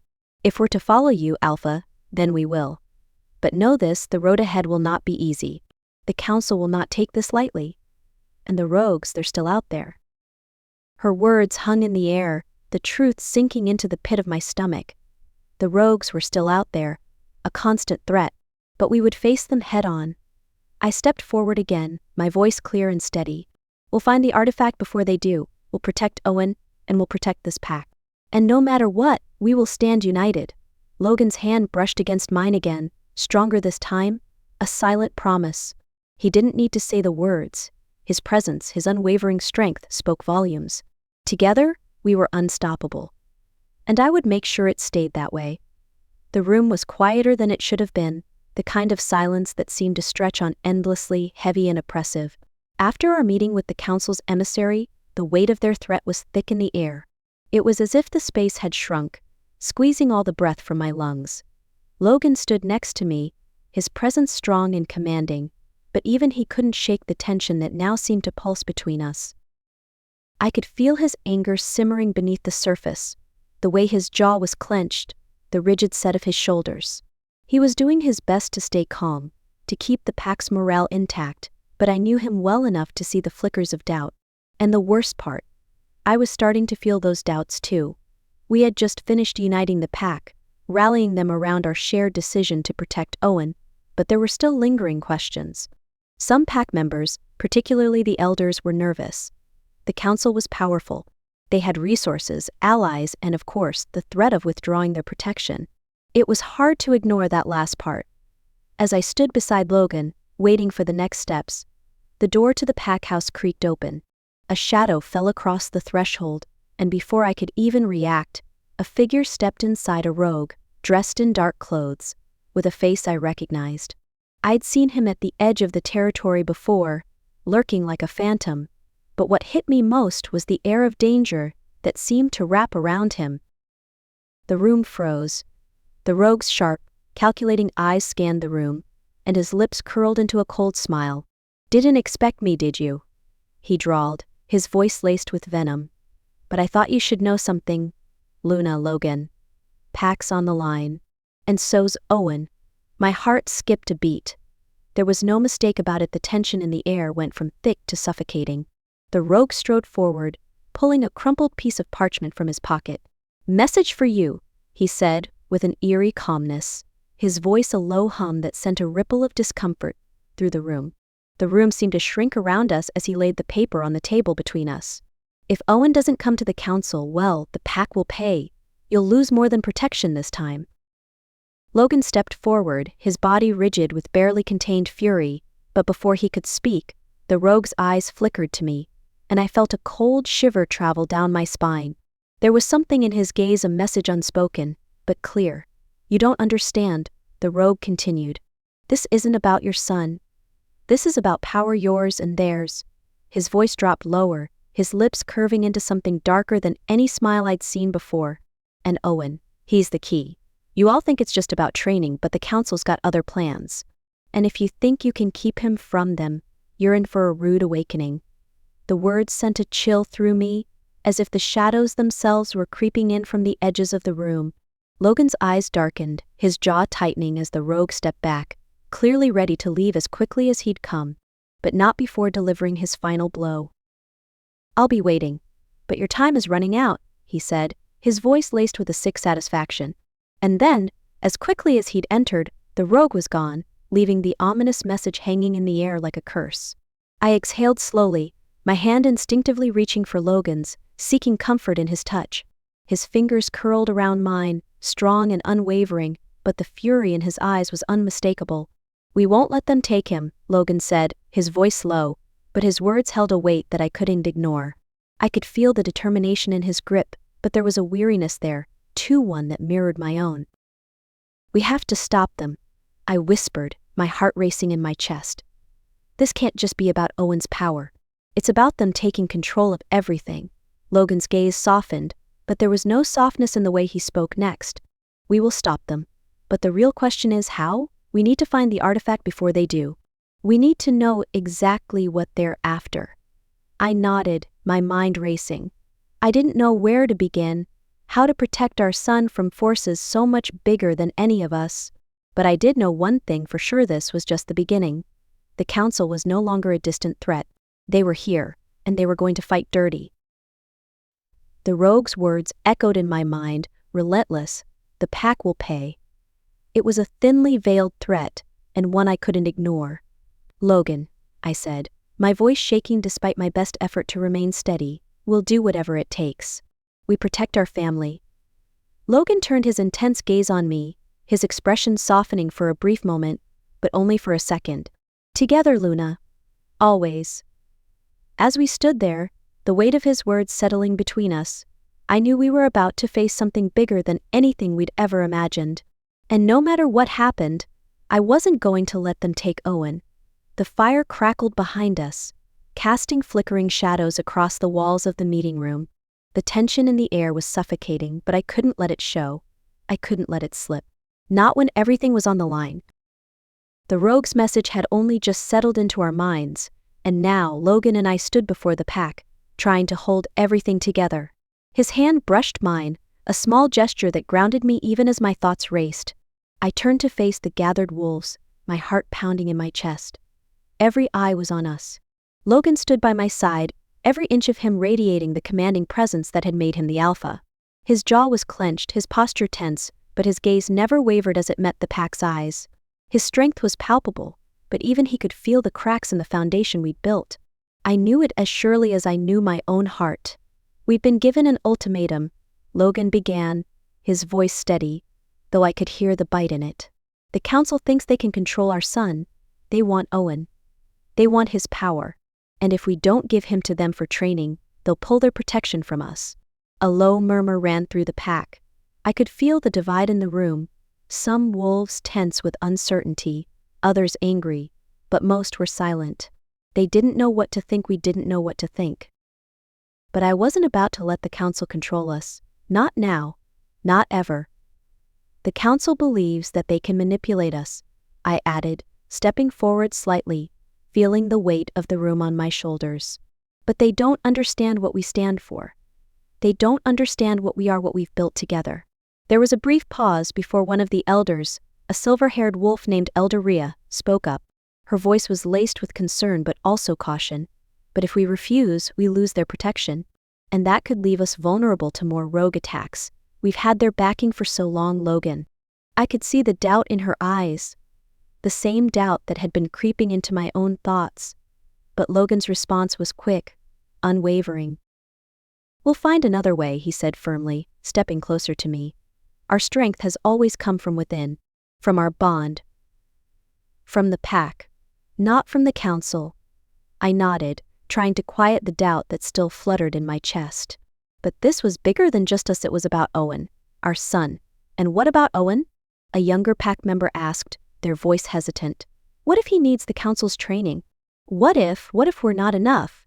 The question hung in the air, heavy and dangerous.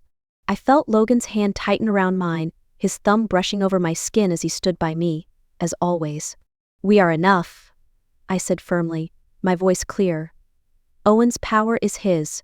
We will protect him, teach him, but we will not let anyone, not the council, not anyone take him from us. The room grew silent, the weight of my words sinking in. I felt the pack's eyes on me, some filled with agreement, others with doubt. But as I stood there with Logan beside me, I realized that this was the moment. This was when we made our choice, not just as leaders of the pack, but as parents, as a family. We'll find a way to keep Owen safe, Logan added, his voice softening as he turned to face me, his eyes never leaving mine.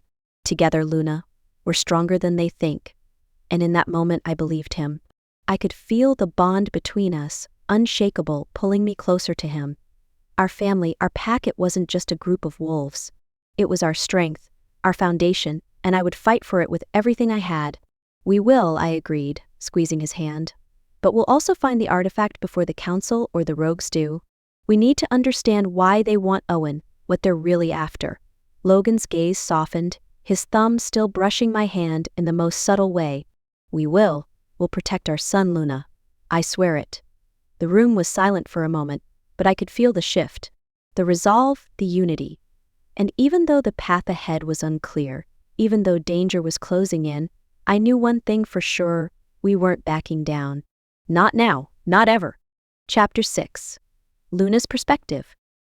The sun hung low in the sky, casting a warm golden light that filtered through the thick canopy of trees above us. The forest seemed to stretch endlessly in every direction, its ancient, towering trees standing like silent sentinels guarding the secrets of the past. The air was thick with the scent of pine and earth, the kind of wild fragrance that told me this was no ordinary place. This wasn't the pack's territory. This was uncharted land, hidden from the eyes of most, and it made the hairs on the back of my neck stand up. Owen walked beside me, his hand clutching mine, his small frame barely visible beneath the trees. Every now and then, I'd glance down at him, his eyes wide and filled with confusion as the visions that had led us here pulsed through him like a beacon. It wasn't clear to me, not yet, what he was seeing, what he was feeling, but I could sense his unease. He was both terrified and drawn to the unknown, like a magnet pulling him forward, unwilling to turn back. Logan walked just a few steps ahead of us, his protective aura more palpable than ever.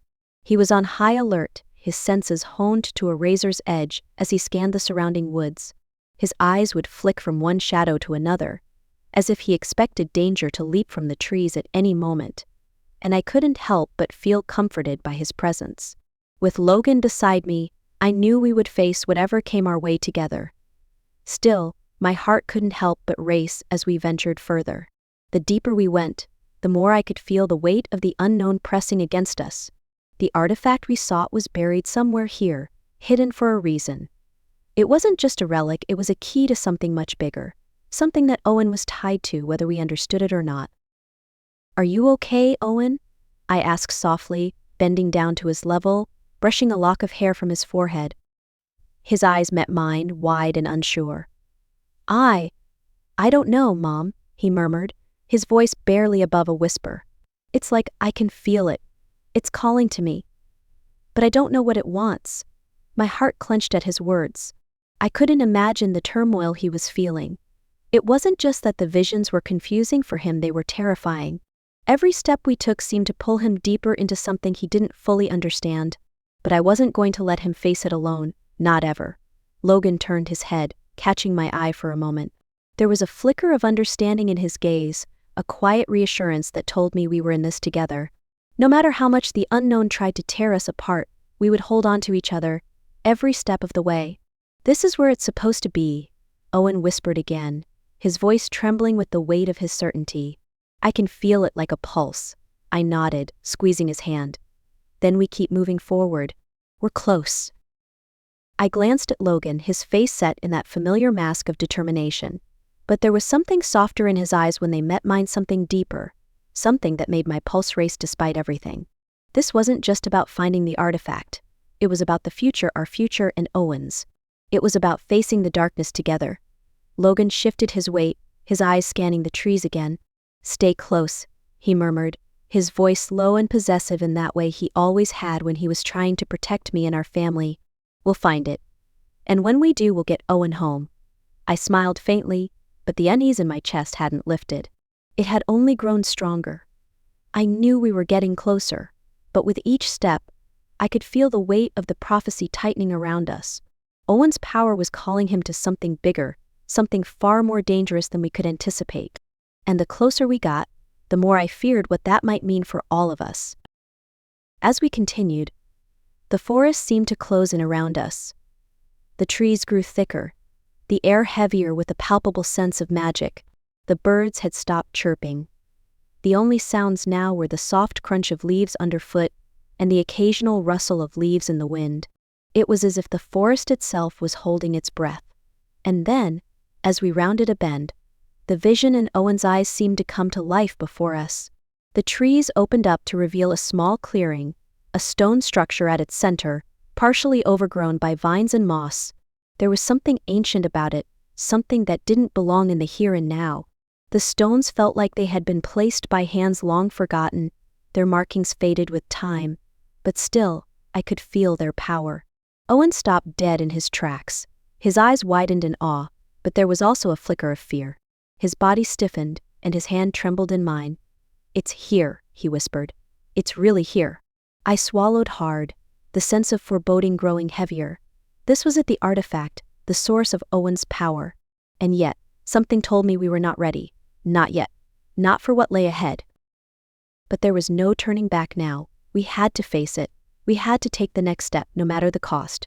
Logan's hand brushed my arm, a fleeting touch that sent a wave of warmth rushing through me. He didn't say anything, but the weight of his gaze was clear. He wasn't going anywhere. Neither was I. Together we'd face whatever came next, and we would find a way to protect our son. The forest stretched before us like a living, breathing entity, its dense trees reaching toward the sky, as though trying to keep us from moving forward. Every step we took seemed to echo louder, magnifying the tension that wrapped around us like a thick fog. I could feel Logan beside me, his presence solid and protective, but the weight of the unknown hung heavy in the air. Owen's visions had guided us here, deeper into uncharted territory, to where the artifact was said to be hidden, but the closer we got, the more unsettled I felt. The woods were silent, save for the occasional rustle of leaves, and the ground beneath our feet felt softer, as if we were entering a place where time had forgotten to move. Owen, who had been silent for the past few minutes, stopped in his tracks, his small frame suddenly rigid. His breath quickened, and his hand, still in mine, tightened. "I don't want to go any further," he whispered, his voice shaky. "It doesn't feel right." I crouched down beside him, my heart aching at the fear in his eyes. He wasn't just scared, he was terrified. I couldn't blame him. The visions had become stronger, more vivid, and it was clear that Owen wasn't just seeing the path ahead, he was feeling it, too. "I know, sweetheart," I said softly, brushing a strand of his hair back behind his ear. "But we have to. We're almost there. We'll be okay." Logan, who had been scanning the area, turned to us. His eyes softened for a brief moment when he saw the worry etched on Owen's face. Without a word, he moved closer, resting a reassuring hand on Owen's shoulder. "We're with you, Owen," Logan said, his voice low and steady, the alpha tone settling in as he knelt down to meet Owen's gaze. "Whatever happens, we stick together. Always." Owen met Logan's eyes for a brief moment before dropping his gaze to the ground. He nodded, though I could see the uncertainty in his posture. But there was a flicker of something he hadn't shown before. A quiet trust. It was small, but it was there. We continued forward, my heart thudding in my chest with every step, the silence between us deepening. The trees seemed to grow even taller as we moved deeper into the heart of the woods, the air growing thicker, almost oppressive. The scent of pine and damp earth filled my lungs, but it didn't ease the tightness in my chest. The feeling of being watched gnawed at me. There was no sound of animals, no birds singing, nothing. Just us, and the oppressive silence. My fingers tightened around Owen's hand as I glanced over at Logan, whose jaw was clenched, eyes darting in every direction, and then there it was.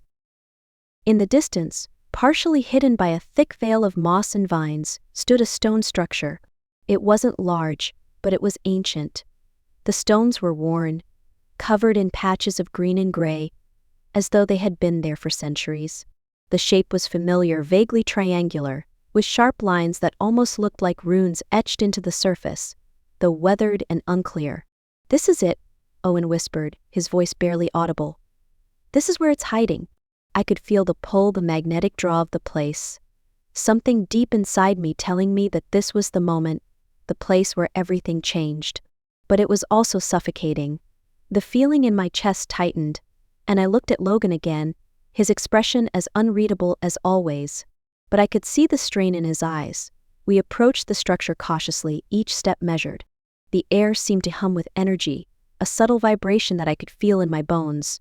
Owen, still holding my hand, looked up at me, his eyes wide and filled with something akin to awe, but there was fear there too. "I don't know if I can do this, Mom," he said softly, the vulnerability in his voice making my heart ache. I knelt beside him, brushing my thumb against his cheek, offering him what little comfort I could. "You don't have to do it alone," I whispered. "We're here. Together." Logan stepped closer, his broad shoulders blocking the path ahead, but not in a way that felt threatening, more protective. He turned his gaze on me, his eyes soft, but his expression unwavering. The moment felt strangely intimate, even with the threat of the unknown looming just ahead. "Whatever happens," he said quietly, his voice a low growl, "I've got you. All of you." I nodded, my chest tightening with the weight of his words. The truth was, I wasn't sure if we were ready for what lay ahead, but I trusted him, more than I trusted anything else in this world. And then Owen stepped forward, taking the first step toward the stone structure. The vision in his eyes seemed to shift again, the energy growing more intense, almost overwhelming. His small hand tightened around mine, pulling me along with him as we crossed the threshold, stepping into the heart of the artifact's mystery. But as we did, a sense of dread washed over me, a cold chill that settled in my spine. Something was wrong. The air felt too thick, the silence too absolute. And then I heard the low rumble of something moving in the darkness ahead. The artifact was close. But so was the danger. The forest around us was thick with fog, the trees looming like silent sentinels, their trunks twisted and gnarled, as if they had lived for centuries in this forgotten place. Every breath felt heavier, the air thick with an eerie tension that matched the pounding of my heart. The visions Owen had been experiencing seemed to grow more intense the further we ventured. He wasn't just leading us, he was being pulled, guided by some invisible force. I could see it in his eyes, that flicker of confusion mixed with determination. I glanced at Logan, who was moving ahead, his eyes scanning the surroundings with the intensity of an alpha on high alert. Even though I knew he was trying to mask it, I could sense the same unease running through him. This wasn't just another challenge, it was something deeper, something that tied Owen to the very fabric of this land. We had been walking for what felt like hours, the path narrowing with each step. The trees seemed to close in on us, blocking out more and more of the sunlight, leaving us with nothing but the quiet hum of nature. Even the usual forest sounds, chirping birds, rustling leaves, were absent. It felt like we were the only living beings left in the world. Owen's hand tightened around mine as he stumbled slightly, the strain of his visions growing too much for him to hide. He hadn't said a word in what seemed like forever, but I could feel his emotions swirling, churning beneath the surface. "Are you okay?" I asked, my voice soft, though I knew the answer already. I wasn't sure if I was asking him or trying to convince myself. His gaze flicked up to me, and for a moment he looked almost lost, as if he didn't recognize this world around him. I don't understand, Mom," he whispered, his voice trembling. "It's getting harder to see it.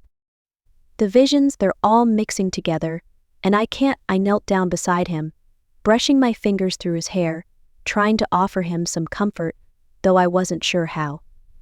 He had been carrying this burden alone for so long, and now, it was like the weight was becoming too much for him to bear.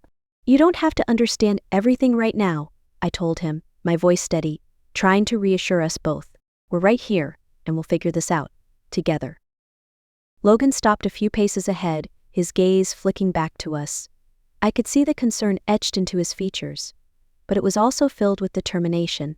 He was the alpha, the protector, but in this moment, I knew he was just as unsure as I was about what lay ahead. Owen didn't seem to hear me. His eyes glazed over for a second, his body rigid, as if he were being pulled in a direction I couldn't see. I reached for him just as he started to walk again, pulling me along with him, his pace quickening as if he was chasing something he didn't fully understand. "Wait," I called out, but Owen's steps were determined now. He wasn't stopping. Logan reached us, his hand immediately going to Owen's shoulder, stopping him with a firm but gentle grip. "Owen," Logan said, his voice low but commanding. "What's happening?" Owen took a deep, shuddering breath, his entire body trembling under the weight of whatever vision was taking over him. He was shaking, his eyes wide with fear, and I could see the turmoil written all over his face. Owen began, his voice breaking. I think it's close. The artifact. It's so close. But I can't make it stop, Mom. It's too much." Logan's gaze softened, but there was no mistaking the raw protectiveness in his eyes. He placed a hand on Owen's cheek, the touch tender yet firm. "You're not alone in this," Logan assured him, his voice a low growl of reassurance. "We'll help you through it, Owen." I nodded, squeezing Owen's hand, trying to hold it together for him. The weight of his visions, of this unknown force pulling him toward the artifact, was becoming overwhelming. But we had no choice. We had to keep moving forward. For him. For our family. Logan and I exchanged a glance, a silent agreement passing between us. We couldn't let Owen carry this alone anymore. We had to face whatever lay ahead together. As we pressed on, the forest grew even darker, the air growing cooler. The trees were so thick, now that I couldn't see the sky above us. We were deep in this strange land now, where everything felt out of place, where the boundary between the world we knew and the world we were walking into felt dangerously thin. And then, just as the tension reached its peak, Owen stopped dead in his tracks. He turned to face us, his eyes wide with a strange light in them, something primal, something ancient. And then, in a voice that wasn't quite his own, he whispered, "It's here." The ground beneath us trembled, and I knew, in that instant, that everything was about to change. The air felt thick and heavy, a suffocating weight that pressed down on my chest with every breath I took. The trees, gnarled and towering, whispered their secrets in the wind, the faint rustling of their leaves creating an eerie melody. The deeper we went, the more I felt like we were slipping away from everything familiar, like we were being pulled into a place that belonged to something ancient, something beyond our understanding. Owen's hand tightened around mine, and I glanced down at him. His face was pale, the lines of worry deepening as his steps became slower. His vision was still clouded with confusion, the strange force tugging at him relentlessly. He'd led us here, but now, his strength seemed to be waning. "We're almost there, sweetheart," I murmured, brushing a lock of hair out of his face. "You're doing great." But even as I spoke the words, my heart ached. His connection to whatever force lay ahead of us was far deeper than I could fathom, and I couldn't help but wonder if this was something that would tear him apart. This had gone beyond mere visions, it was consuming him. Logan, always the protector, was a few steps ahead, his eyes scanning the thick underbrush with a warrior's vigilance. But I could see it in his posture, the tension in his shoulders, the furrow in his brow, the slight clenching of his jaw. We were all on edge, but Logan was trying his best to mask his worry. I reached for his hand, squeezing it gently to reassure myself more than him. His thumb brushed over my knuckles in response, a silent promise of solidarity. We continued forward, Owen leading the way, his movements slow but deliberate. The path ahead became narrower, and the thick fog we had been walking through seemed to thicken even more. The silence of the forest swallowed us whole, leaving only the sound of our footsteps and the distant beating of my heart. It felt like we had walked for hours, maybe days, as the oppressive weight of this place seemed to stretch time. The ancient trees were now closing in around us, their trunks thick and twisted, creating a near impenetrable wall that seemed to trap us in a maze. Finally, Owen stopped, his breath coming in shallow gasps as he turned to me, his eyes wide with fear. I can't control it anymore," he whispered, his voice trembling. I knelt beside him, my fingers brushing against his cheek, trying to offer seal, the chill of his skin made me shiver. He was burning up, but not with fever. The power coursing through him was too much for his body to handle. "You don't have to do this alone," I whispered softly, brushing his hair back. "We're right here, Owen. Whatever happens, we're with you."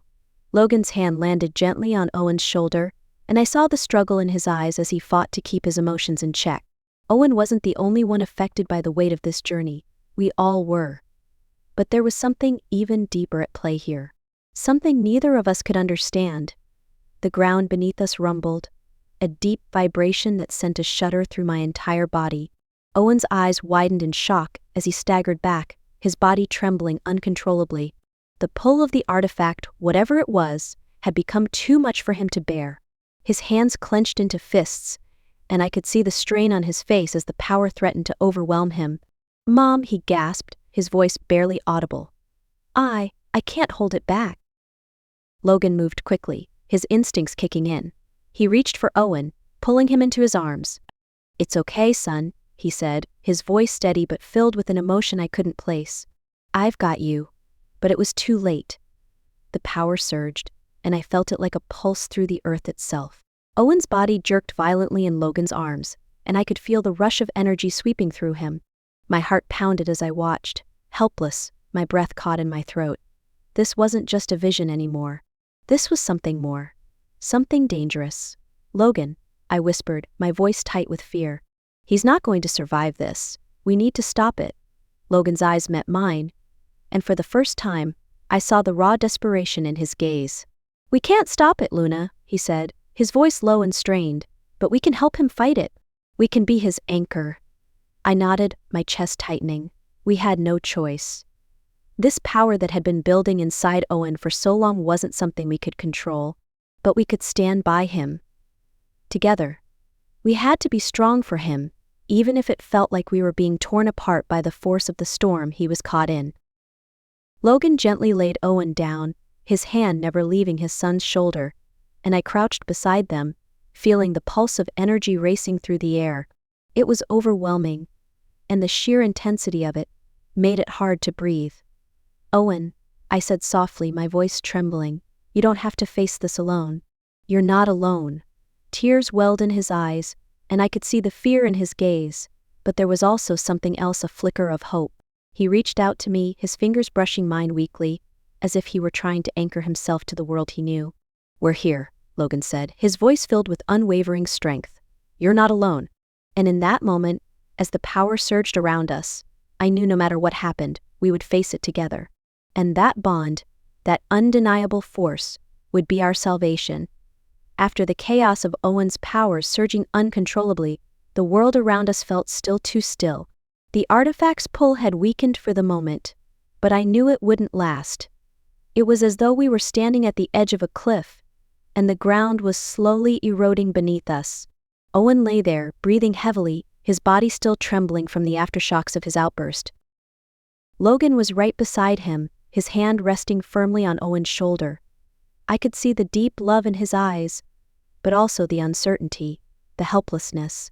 We'd always known that Owen was different, that his powers were extraordinary, but this was something else. Something none of us could control. "We're going to get through this, son," Logan said, his voice strong, though I could hear the strain in his words. "We just need to hold on a little longer." I watched as Logan gently brushed a strand of hair from Owen's forehead, his touch tender, and despite everything that had just happened, it felt like a small moment of peace in the storm.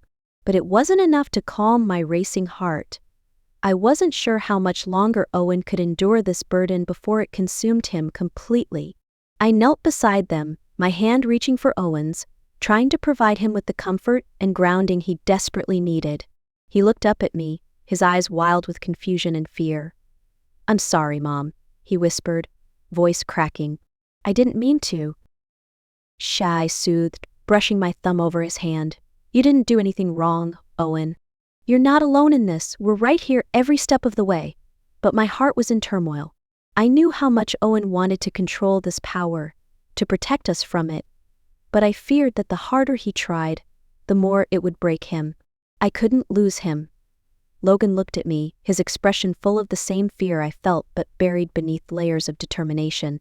"Luna," he said, his voice low and serious, "we need to make sure this doesn't happen again. The power inside him, it's dangerous. And it's only going to get worse if we don't find a way to help him control it." I nodded, swallowing the lump in my throat. "I know, but I can't," I hesitated, my words catching. "I can't let him go to the council. Not like this. Not when he's still struggling." Logan's eyes softened with understanding. "We'll find another way. I promise you. We'll protect him, no matter the cost." But even as he said the words, I knew the truth. The more time we spent out here, the deeper we ventured into this unknown territory, the more dangerous things would become. The artifact was calling to him, pulling him in a way neither of us could understand. And it was only a matter of time before we had to make decisions none of us were prepared for. Owen shifted slightly, his breathing still shallow but steadier now. He looked up at Logan, his eyes searching, as if trying to find some semblance of the father he'd been separated from for so long. "I want to make it stop," Owen said quietly, his voice barely above a whisper. "I don't want to hurt anyone, but I can't." "You're not a weapon, Owen," Logan interrupted, his tone firm but full of reassurance. "You're our son, and no matter how hard this is, we'll get through it together." There was a long pause, the weight of Logan's words hanging between us like a promise, and for the first time in what felt like forever, Owen finally allowed himself to relax, a glimmer of trust returning to his eyes. But I knew deep down that this wasn't over. The real challenge was just beginning, and as much as I wanted to believe that we could handle everything, I couldn't ignore the feeling that something far worse was still waiting for us. Chapter 7. Luna's Perspective. The stillness in the air had changed. It wasn't the usual tranquility of the woods we had come to know, the heavy silence that comforted me when Logan and Owen were near. No, this was different. This was the kind of silence that carried tension, like the world was holding its breath before something terrible happened. I felt it in my bones, the ominous feeling of something lurking just out of sight. The wind had picked up, the branches above us rustling, but I didn't hear the normal sounds of the forest, no birds chirping, no animals moving in the underbrush. It was almost as if the earth itself was warning us. "Owen," I whispered, my voice barely a murmur, but I knew he could hear me. We had been walking for hours, deeper into the heart of this cursed land, searching for the artifact. His vision had been clearer, the path revealed by his strange, unexplainable visions. But now, with the tension mounting, I couldn't help but wonder if we were walking straight into a trap.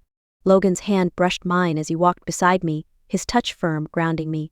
His presence, always a pillar of strength, somehow comforted me even as the air thickened around us. He was tense, his eyes darting between the trees, but he didn't show it. "We'll be fine," he said softly, more to reassure himself than me. But I knew Logan. I knew he was preparing for something. We both were. The sky above had begun to darken, the once clear daylight fading into shadows, and with it, the oppressive silence grew louder. I instinctively reached for Logan's hand, feeling the pulse of his fingers against mine. We were one step away from facing something we'd been running from for so long. And then, it happened. A sound ripped through the stillness like a low growl, barely audible at first. It was impossible to pinpoint its source, but it was enough to set my heart racing. Logan froze beside me, his muscles coiled tight. I saw the shift in his eyes, the warning in his gaze. "Get ready," Logan growled, low and steady. "They're here." The rogue wolves had arrived. They came fast, darting between the trees like shadows, their eyes gleaming with malice. There were too many of them, at least a dozen surrounding us, their movements synchronized in perfect, deadly precision. I could smell the scent of their fur, rank and feral, the stench of hunger and violence hanging in the air. I felt Logan's presence shift next to me. His body was tense with anger, but I could see the protective edge in his eyes. He was ready. He would never let anything happen to us. "We won't let them take him," I whispered, mostly to myself, but I knew Logan heard me. My voice was steady despite the pounding in my chest. He didn't answer, but his grip on my hand tightened. In that moment, it wasn't just a promise, it was an unspoken vow. And then, without warning, the rogues lunged. I didn't hesitate. I couldn't. My instincts took over, and I shifted in an instant, the powerful rush of energy flooding through my body as I transformed. The world around me became sharper, clearer, my senses heightened, and I was ready to fight, to protect. Beside me, Logan was already in his full form, a massive, fierce wolf, his eyes burning with protective rage. The air crackled with his power as he charged at the first rogue that dared come too close. I moved with him, our bodies a blur of motion, working in perfect sync.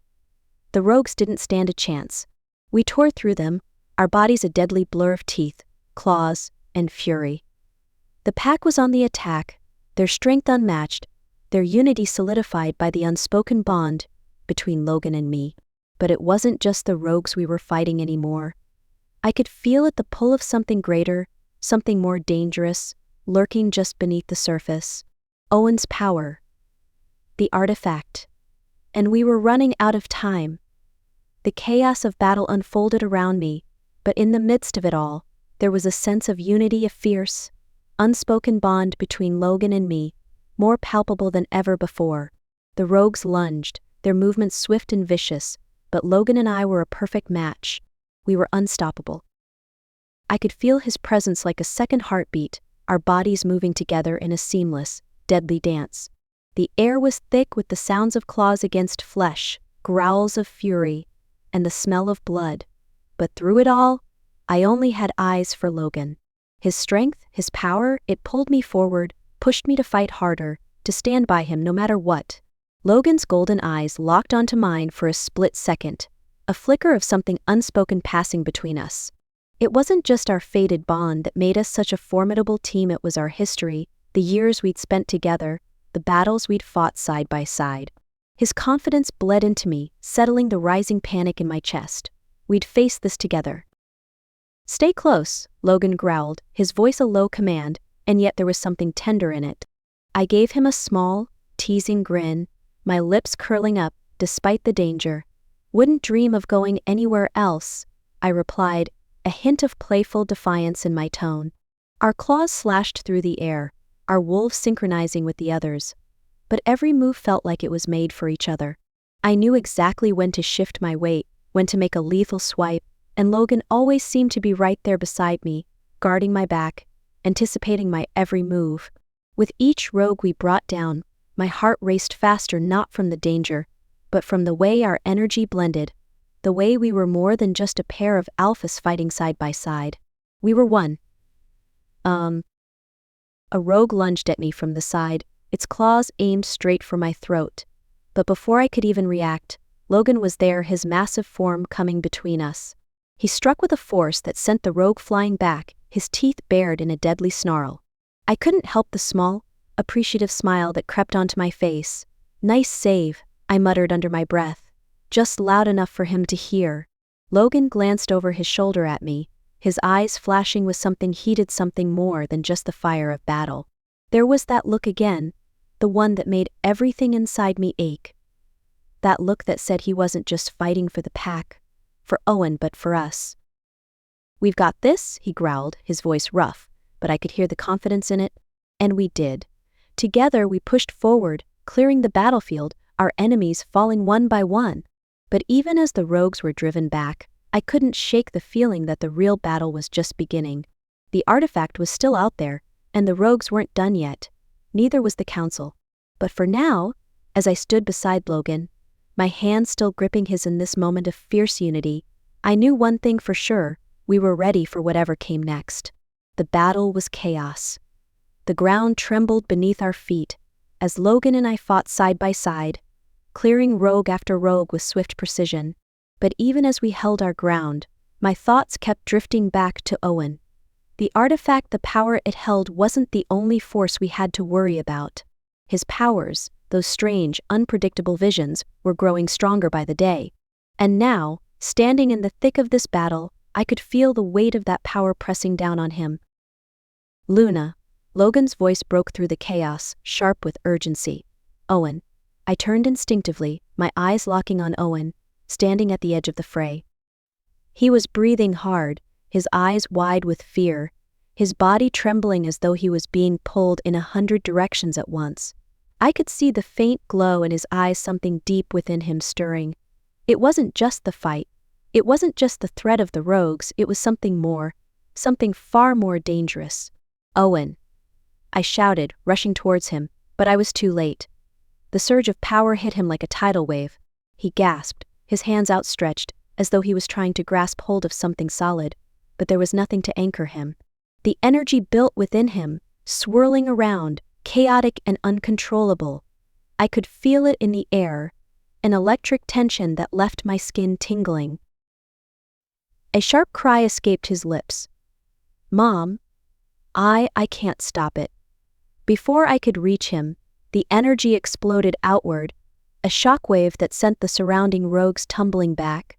The ground cracked beneath us, the trees around us groaning under the strain. Owen collapsed to his knees, his chest heaving with exhaustion, but the energy didn't fade. It pulsed in the air, radiating from him like a beacon. "Get back," Logan shouted, his protective instincts kicking in, as he moved toward Owen, shielding him with his massive form. But the power emanating from Owen was too much, too wild. Logan's eyes locked with mine, a silent plea for help. He couldn't do this alone. Owen was losing control. and if we didn't find a way to stabilize him, the consequences could be catastrophic. I knelt beside Owen, my heart racing. "Owen," I said softly, my voice steady despite the fear crawling up my spine. I placed my hand gently on his trembling shoulder, grounding him, trying to offer him something, anything to help him regain control. "You're not alone in this. We're with you." But Owen's eyes were wild, unfocused, like he couldn't hear me. His powers raged around him, sparking and crackling in the air, making it hard to breathe. It was like he was caught in a storm of his own making, and I could see the fear in his eyes, the confusion. He was terrified of what he could do, of losing control. Logan's form shifted beside us, his wolf standing tall and fierce, a protective barrier between Owen and the rogues who were circling like vultures. "Focus, Owen," Logan growled, his voice full of urgency, but also something deeper, something protective, like the steady heartbeat of the pack. "You can do this, we're right here." The glow around Owen flickered for a moment, like a dying flame. His body jerked, his breathing coming in short, desperate gasps. He was fighting it, struggling to regain control, but the power within him was too strong. "Owen," I whispered again, my voice softer now, laced with the bond between mother and son. "Listen to me. You are more than this power. You are our strength. Don't let it control you. Take a breath, baby. Just breathe." For a moment, everything went still. The crackling energy in the air paused as though the world itself was holding its breath. Owen's hands stopped trembling. His chest rose and fell with a deep, shaky inhale. Then slowly, so slowly I felt the tension leave his body. The light around him dimmed, the crackling energy fading into the night. Owen collapsed forward, his head resting against my shoulder as I caught him in my arms. "You did it," I breathed out in relief, tears stinging my eyes. My son had fought his fears, his inner demons, and he'd won. Logan knelt beside us, his hands steady as he touched Owen's head, his eyes softening for a brief moment. "You're stronger than you know, kid," Logan murmured, pride in his voice. I looked down at my son, feeling the weight of the moment, the danger we had just faced, and the promise of what was to come. We were closer than ever before, but I couldn't help but wonder, was this just the beginning of Owen's power? And what would happen when he couldn't hold it back any longer? The night air crackled with tension. Each breath I took a reminder of the chaos unfolding around us. The rogues had struck harder than we anticipated, their attacks unrelenting as they attempted to capture Owen. But even as the danger pressed closer, something deeper inside me felt it, a thrum beneath the skin, a pulse that couldn't be ignored. The artifact. It was here, and it was responding to Owen. I turned toward him, my heart pounding. Owen stood at the center of the fray, his eyes flickering with an unearthly glow. The power inside him, once volatile and wild, now seemed to be feeding off the chaos. It was as if the world had stilled, all sounds dimming in the wake of the force that pulsed from him. My breath hitched.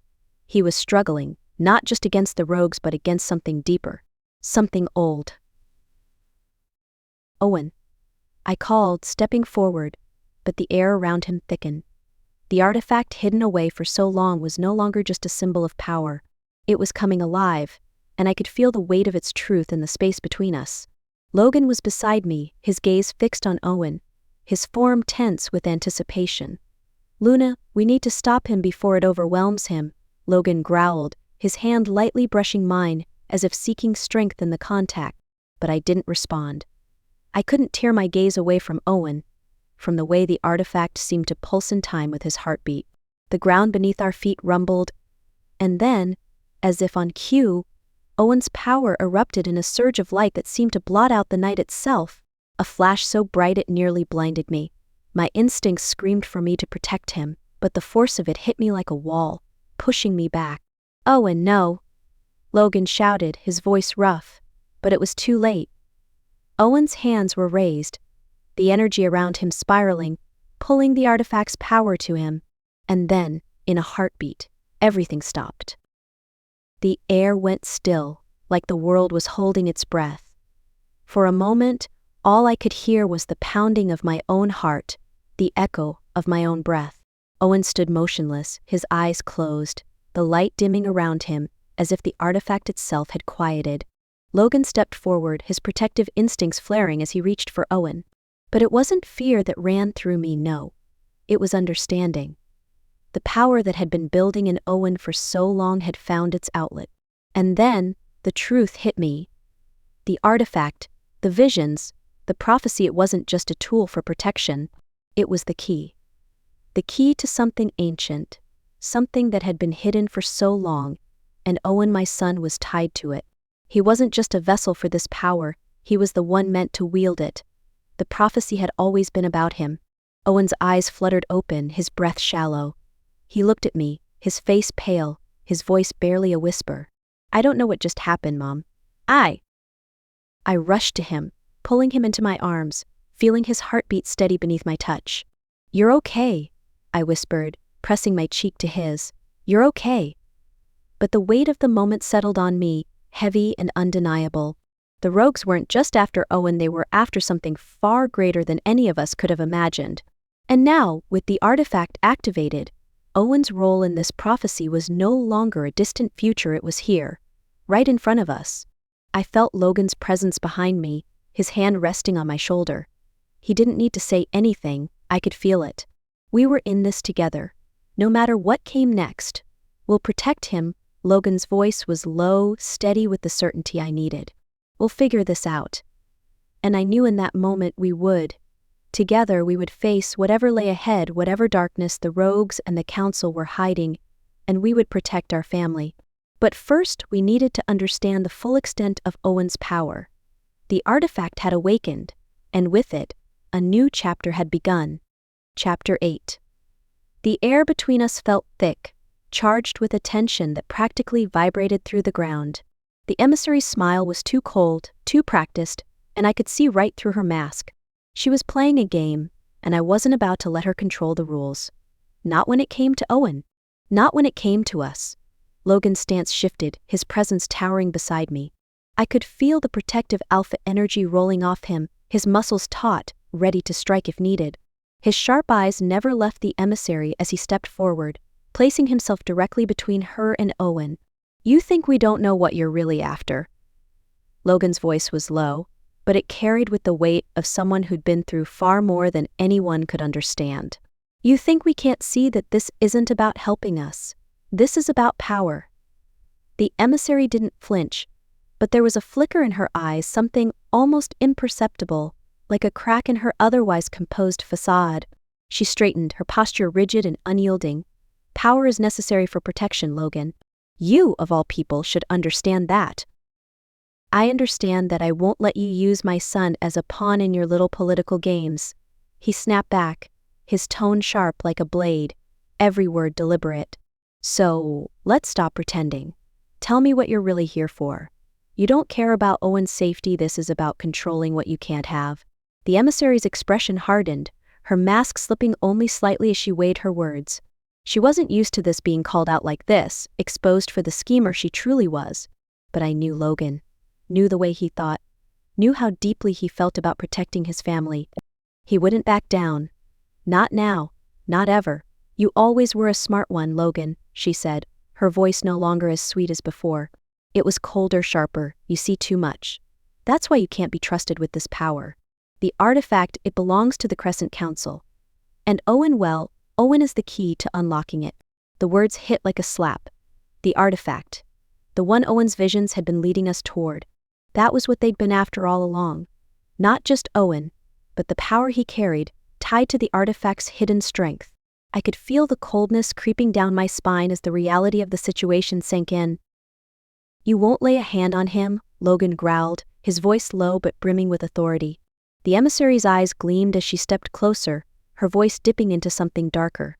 "I'm afraid you have no choice, Logan. We've already waited too long. You've been hiding the truth from everyone, pretending like you're the ones in control. But the council will have what's ours. And if that means making an example of you, then so be it." My heart clenched, but I refused to show it. I turned to Logan, my hand finding his, my fingers curling tightly around his. "We don't trust you," I said, my voice steady even as a storm raged inside me. "We will never surrender, Owen. Not to you. Not to anyone." The emissary's smile didn't return, but she wasn't done yet. We'll see about that, Luna. The weight of her threat hung in the air like a thunderstorm, and my body instinctively pressed closer to Logan, my mind racing to think of a way to protect our family from whatever the council was planning. This wasn't just a matter of trust anymore, it was survival. Logan's jaw clenched, his fingers tightening around mine. He was ready to tear the world apart to protect me, to protect Owen, to protect everything we'd fought for. And I would stand by him just as fiercely. There was no turning back now. Leave now, Logan's voice was ice. Before you make a mistake you can't undo. The emissary hesitated, her eyes flashing with a dangerous mix of anger and something else, fear maybe. She knew she was walking a fine line, but instead of stepping back she held her ground. We will not forget this, she said, before turning sharply and walking away, the tension leaving with her. I could feel Logan's anger still vibrating in the air around us, but I squeezed his hand, grounding him, grounding us both. We had won this round, but I knew the battle was far from over. The council wasn't done with us. Not by a long shot. We'll make sure they never get their hands on him, I whispered, my voice unwavering. Logan nodded, his gaze locked on the distant horizon. We will, together. And as I looked at him, the man who had fought beside me through every trial, the man I loved with every fiber of my being, I knew we were stronger than any enemy that could come for us. But the war was only just beginning. The tension in the air was palpable as the Crescent Council's emissary stood across from us, the words of betrayal still hanging heavy in the space between us. Logan's jaw was clenched tight, his every muscle taut with the strain of holding back, a fury that could have destroyed the emissary where she stood. But it wasn't just Logan's rage that I had to contend with. It was the sinking feeling that we had been cornered, manipulated, used as pawns in a game we didn't fully understand. I could feel the weight of it pressing on me, on us, but I refused to let it break me. We had fought too hard to come this far, and I would not let the council's deceit tear everything apart.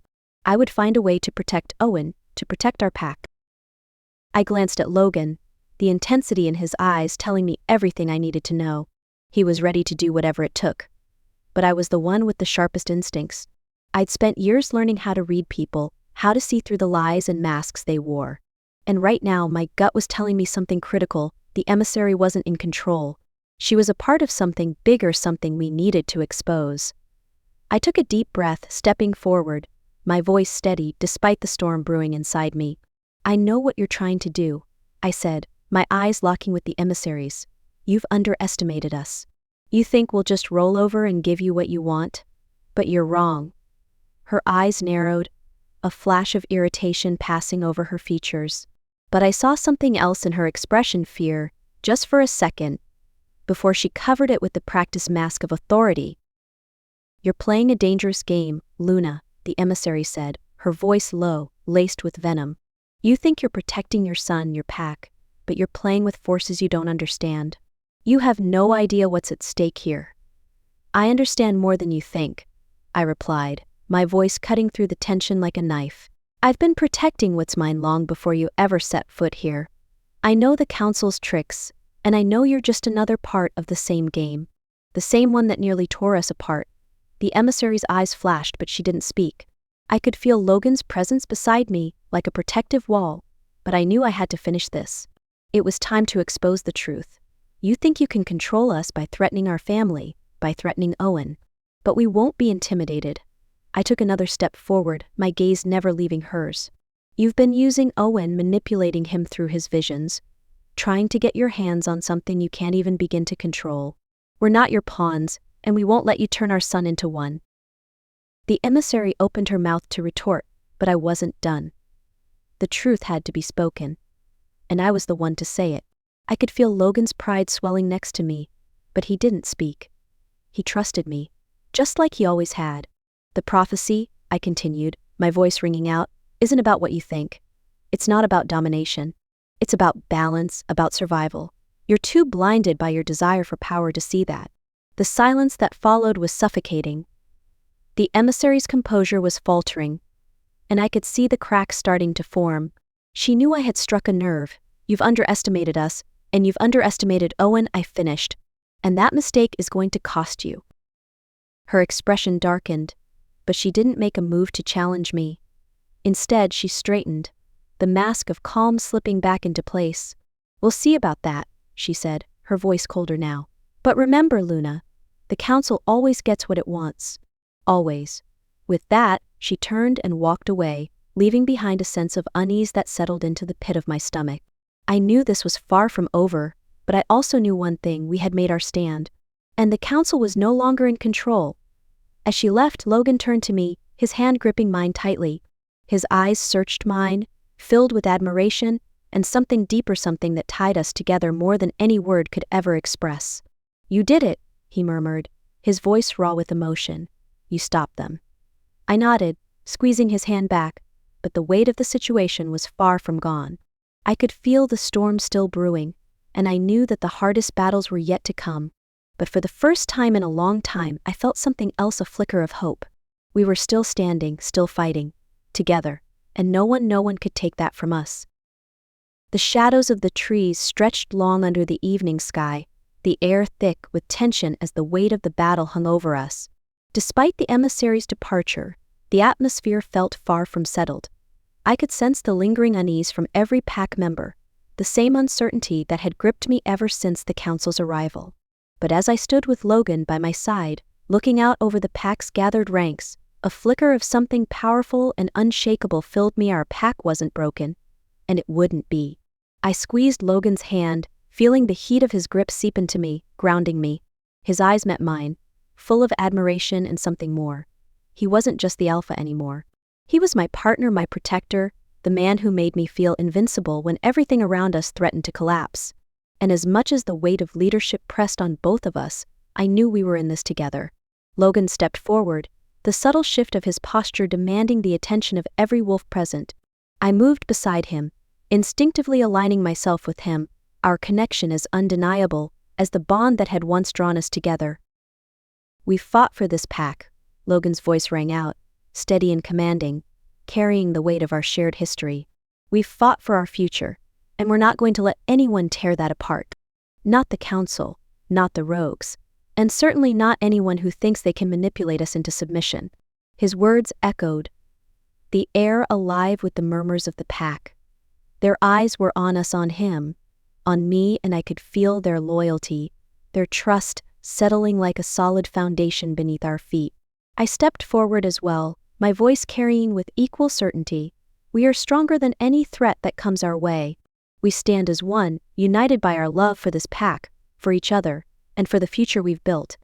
The pack's collective breath seemed to hold as the silence stretched, thick with anticipation.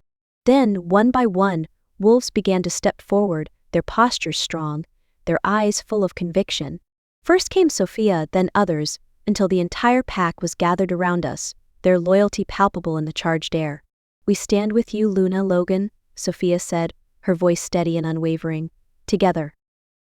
The words rippled through the rest of the pack like wildfire, and I felt it, the unity, the strength, the raw power of all of us standing together as one. I met Logan's gaze again, and for the first time in weeks, the weight of everything lifted slightly. We weren't just parents or leaders or protectors, we were a team, a family. And there was nothing that could tear that apart. Logan's lips curved into a slight smile, pride shining in his eyes. "Then we fight together. And we'll win." The moment stretched between us, filled with promises of defiance and resilience. And as I stood there, surrounded by our pack, I knew with absolute certainty that nothing, not even the council's manipulation, could break the bond we had individually or as a family. Owen, standing nearby, his eyes wide and filled with something like awe, looked between Logan and me. He had seen the strength of the pack today, witnessed the power of unity, and for the first time, I could see the quiet resolve in him. Whatever the future held, whatever the council tried to throw at us, we would face it together. The rogues and the council had underestimated us, and they would soon learn exactly how far our loyalty to each other and our pack stretched. Logan's hand tightened on mine, pulling me slightly closer, his breath warm against my ear. "We'll keep them safe. Always," he murmured. I nodded, my heart swelling. "Always." And with that promise, we stood together, united in purpose, ready for whatever came next. The council's betrayal had only made us stronger, and together, nothing could break us. Chapter 9. The battle raged around us, the chaos of snapping jaws and growling wolves filling the air. My heart thundered in my chest, each beat matching the fierce rhythm of the war that surrounded us. Logan and I stood shoulder to shoulder, fighting with everything we had. Our pack's future depended on it. But it was Owen who had become the heart of this battle. I had never seen him like this before. The young boy I once held in my arms, the innocent child who had shown flashes of greatness, now stood tall on the cusp of becoming something even greater. His small frame, usually frail and unsure, was now sturdy with the weight of the artifact that pulsed in his hands. His eyes glowed with an intensity I hadn't thought possible. As he held the artifact aloft, a flash of light shot out from it, illuminating the battleground with a blinding brilliance. I couldn't see anything for a moment, but the vibrations in the ground spoke of something far more powerful than anything we'd encountered. I caught Logan's eye, and we both shared the same silent thought. Owen was ready. Owen, no. Logan's voice rang out, but his concern was swallowed by the roar of the power emanating from the artifact. It was as if Owen was no longer just the boy we had protected for so long. Something had shifted. Something was awakening inside of him that was beyond our understanding. His power wasn't just growing, it was exploding. I could see it now. The intensity in his face, the raw emotion that rippled through him like a storm. He wasn't just standing there, he was channeling the artifact's energy, using it to protect the pack. The air around him trembled as the artifact's glow grew stronger, and the rogues around us hesitated, some of them falling back, eyes wide with fear. Owen, I breathed, my voice barely a whisper. My heart clenched as I watched him. My son, our son, was stepping into his destiny. This was the moment. But then I saw it, the fear. His body shuddered, his grip faltering for just a second as the artifact's energy became too much to contain. His legs wobbled beneath him, and his face twisted in confusion and pain. Owen, focus.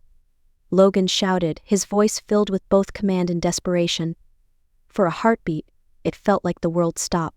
I was afraid that Owen would collapse under the weight of something he was still too young to understand, too fragile to control. But then, I saw something in his eyes, something strong, something fierce. Dad, Mom. His voice trembled as he spoke our names, his words barely audible over the din of battle. I moved toward him, my heart aching for the boy who had always been so full of wonder, the boy who had looked to me for answers, for protection. He was no longer that child.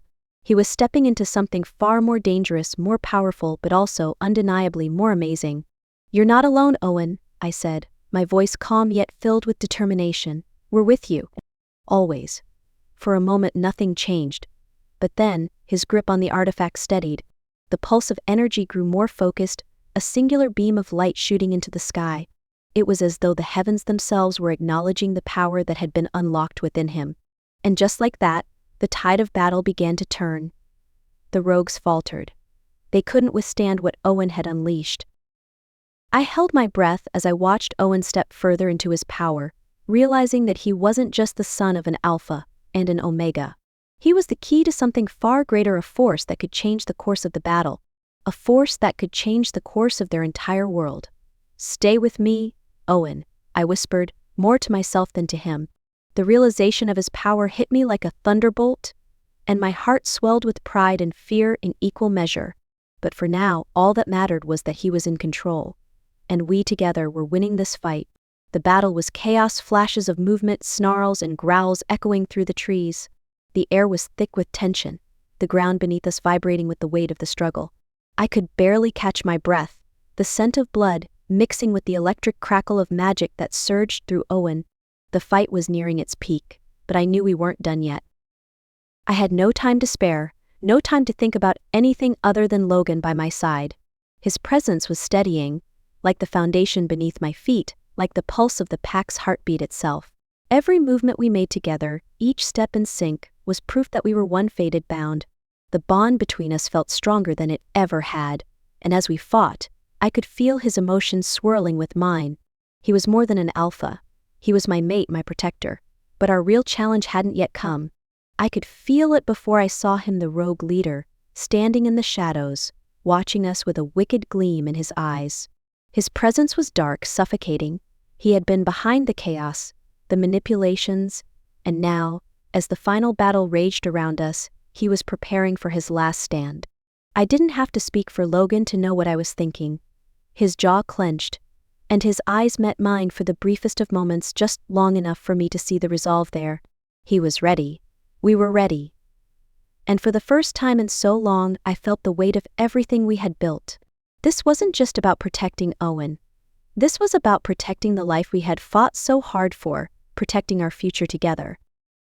"Stay close," Logan's voice was low, commanding, but there was a softness to it, a whisper of tenderness that only I could hear, a promise.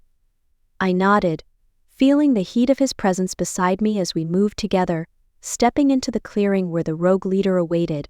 His smirk was the last thing I saw before everything else blurred. "Did you really think you could defeat me?" The rogue's voice cut through the tension like a knife, a chill running down my spine. His eyes glinted with malicious amusement. "This is the end of your little pack, Luna, and the beginning of something much greater." The words hit me like a blow, but they didn't shake me, because beside me was Logan, and with him I was unstoppable. "I'm not afraid of you," I said, my voice steady, "and neither is Logan." The rogue leader laughed, a cruel sound that made my blood run cold. He raised a hand, and the ground trembled beneath us. The dark magic he controlled raged like a living thing, but I wasn't backing down. Logan's presence beside me, his steady hand on mine, grounded me, and I knew we had the strength to face this. The rogue leader's eyes flickered to the sky, and I saw the flicker of a shadow in his expression. His smirk faltered, but only for a second. He didn't understand us. He didn't understand the bond that we shared, the bond that gave us more power than he could ever imagine. "Luna," Logan whispered, barely audible, but enough to send a thrill through my veins. We take him together. His fingers intertwined with mine, a surge of energy flowing between us, and in that moment I knew the rogue leader was already defeated, because Logan and I were stronger together than any force could ever be. We moved in sync, circling the rogue leader, our bodies a perfect reflection of one another. I could feel his heartbeat, steady and true, as we closed in. There was no fear in us, only the certainty of who we were. "You're finished," Logan growled, his voice a low, dangerous promise. And together we lunged. The rogue leader's eyes widened in shock as we attacked as one. Every inch of us was connected, not just in spirit but in power, as though our very souls intertwined. The final battle had begun, but I knew, with Logan beside me, we were destined to win. The battlefield was chaotic. The roars of wolves, the crackle of magic, and the rhythmic pounding of my own heartbeat filled the air as I stood next to Logan, our backs against each other. The rogues had launched their final assault, and the air was thick with the tension of a battle that would determine not just our future, but the fate of our entire pack. Logan's presence beside me was a constant, his energy flowing through me, grounding me in a way I couldn't describe. It was the final clash, the culmination of everything we had fought for, and we were so close to winning. But I knew that without one final step, the artifact wouldn't be safe. It was more powerful than we could have imagined, its potential terrifying in the wrong hands. Owen had protected us, but there was something still lurking beneath the surface of his abilities, something wild and dangerous that had to be contained. And then, it happened. I watched, holding my breath, as Owen's eyes flashed bright, glowing like the stars themselves. He held the artifact firmly in his hands, his expression one of fierce determination. It was the moment of reckoning, the moment where everything we'd been working for came to a head. "Do it, Owen," Logan called, his voice strong, filled with the power of his alpha status. He stood tall, unwavering, his own hands clasped in a protective gesture. His eyes locked with mine, and the connection between us was undeniable. This was at the moment we had all been waiting for. The energy in the air shifted as Owen closed his eyes, the artifact humming with a deep, resonant power. A crackling sound followed, like the rumble of thunder, and the ground beneath our feet trembled. The artifact pulsed with light, and I felt it in my bones, a rush of energy that swept through the battlefield, weakening the rogue's hold. I glanced over at Logan, my heart racing, our eyes meeting. We didn't need words to know what came next. The artifact was sealed, and we had won. The rogues fell back, their strength no match for the combined power of our family and the artifact. With the Council's betrayal now exposed, they were left vulnerable, weakened by the very force they had hoped to control. The pack stood together, united, ready to claim victory. But there was still one final thing to do: make sure the artifact was sealed away for good. Owen's hand remained on it, his expression focused but gentle. The power in the artifact slowly began to calm, the light fading to a soft glow, like the fading embers of a fire. It was done. The battle had been won, and the artifact was no longer a threat. I turned to Logan, a breathless laugh escaping me as I took a step toward him. "We did it," I whispered, my voice barely audible over the noise of the retreating rogues. I reached for his hand, feeling the pulse of his heart beat beneath my fingers, stronger than ever. Logan's eyes softened, and he pulled me into his arms, his lips capturing mine in a kiss that spoke of relief, love, and everything we had fought for. It was a kiss that sealed our victory, and the beginning of a new chapter for our family. Owen was safe. The pack was safe. And as I stood there wrapped in Logan's arms, I knew that whatever came next, we would face it together stronger than ever. The rogues had been defeated. The artifact was sealed, and with Logan by my side, I knew there was nothing that could break the bond we shared. Chapter 10. The days after the ceremony felt like a soft breath of fresh air, the weight of the past lifting and the future unfolding before us. The pack, once fractured by doubts and fear, now stood united. The land beneath our feet felt steady, rooted in something far stronger than the trials we had endured. A new chapter had begun. Logan and I had spent long hours together, overseeing the rebuilding of our territory and ensuring that every member of the pack felt the warmth of our leadership. It wasn't just about power, it was about trust, respect. The bond we shared was the foundation, and we had built upon it, brick by brick, side by side. As I walked through the pack's territory, my gaze flicking to the various members, I couldn't help but feel a surge of pride. The land had been scarred by conflict, but now it hummed with life. The wolves were working together, reclaiming what was once lost. In the distance, I saw a few of the younger wolves practicing their training.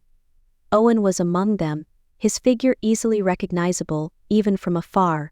He was growing so fast. And as much as it worried me, I couldn't ignore the glimmer of excitement in my heart when I thought of what he would become, the future leader of this pack. The weight of the prophecy still hung over him, but it was no longer a burden. It was a responsibility he was learning to embrace. He was stronger than I ever imagined. Logan walked beside me, his presence solid and comforting. His hand brushed against mine, a quiet reminder of the unspoken connection we shared. I could feel his gaze on me, but I didn't turn to meet it just yet. I wanted to soak in the moment. I wanted to breathe in the air that felt lighter, the kind that carried the promise of better days. "You know, you make an excellent alpha," Logan said, his voice low and steady, like the rolling thunder of a storm about to break. I laughed softly, glancing at him with a playful smile. "Oh, really? I thought I was the only one with the title." "Well," he drawled, "maybe I'm just here to back you up." He winked, his lips curling into a smile. "But I think our people are beginning to realize that you're as much the heart of this pack as I am." His words melted something inside me. In the weeks leading up to our ceremony, I had feared that our partnership would be seen as one-sided, that I would forever be just an extension of Logan's leadership. But here, now, with the pack's approval, there was no divide. We were equals, partners in every sense. And I couldn't have been prouder. I felt the tension that had built between us melt away as we continued to walk toward Owen. He caught sight of us and waved eagerly, his face bright with the optimism of youth. His eyes held an unspoken challenge, a hunger to prove himself worthy of the legacy that lay before him. He was ready.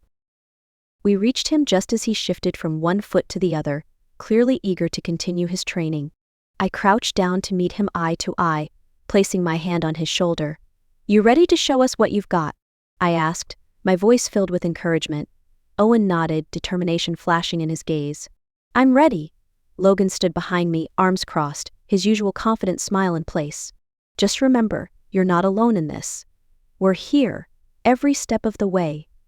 The warmth between us, this bond we shared, the three of us, was undeniable. Our family was stronger now, forged in the fires of the past, and tempered with the trust we'd built together.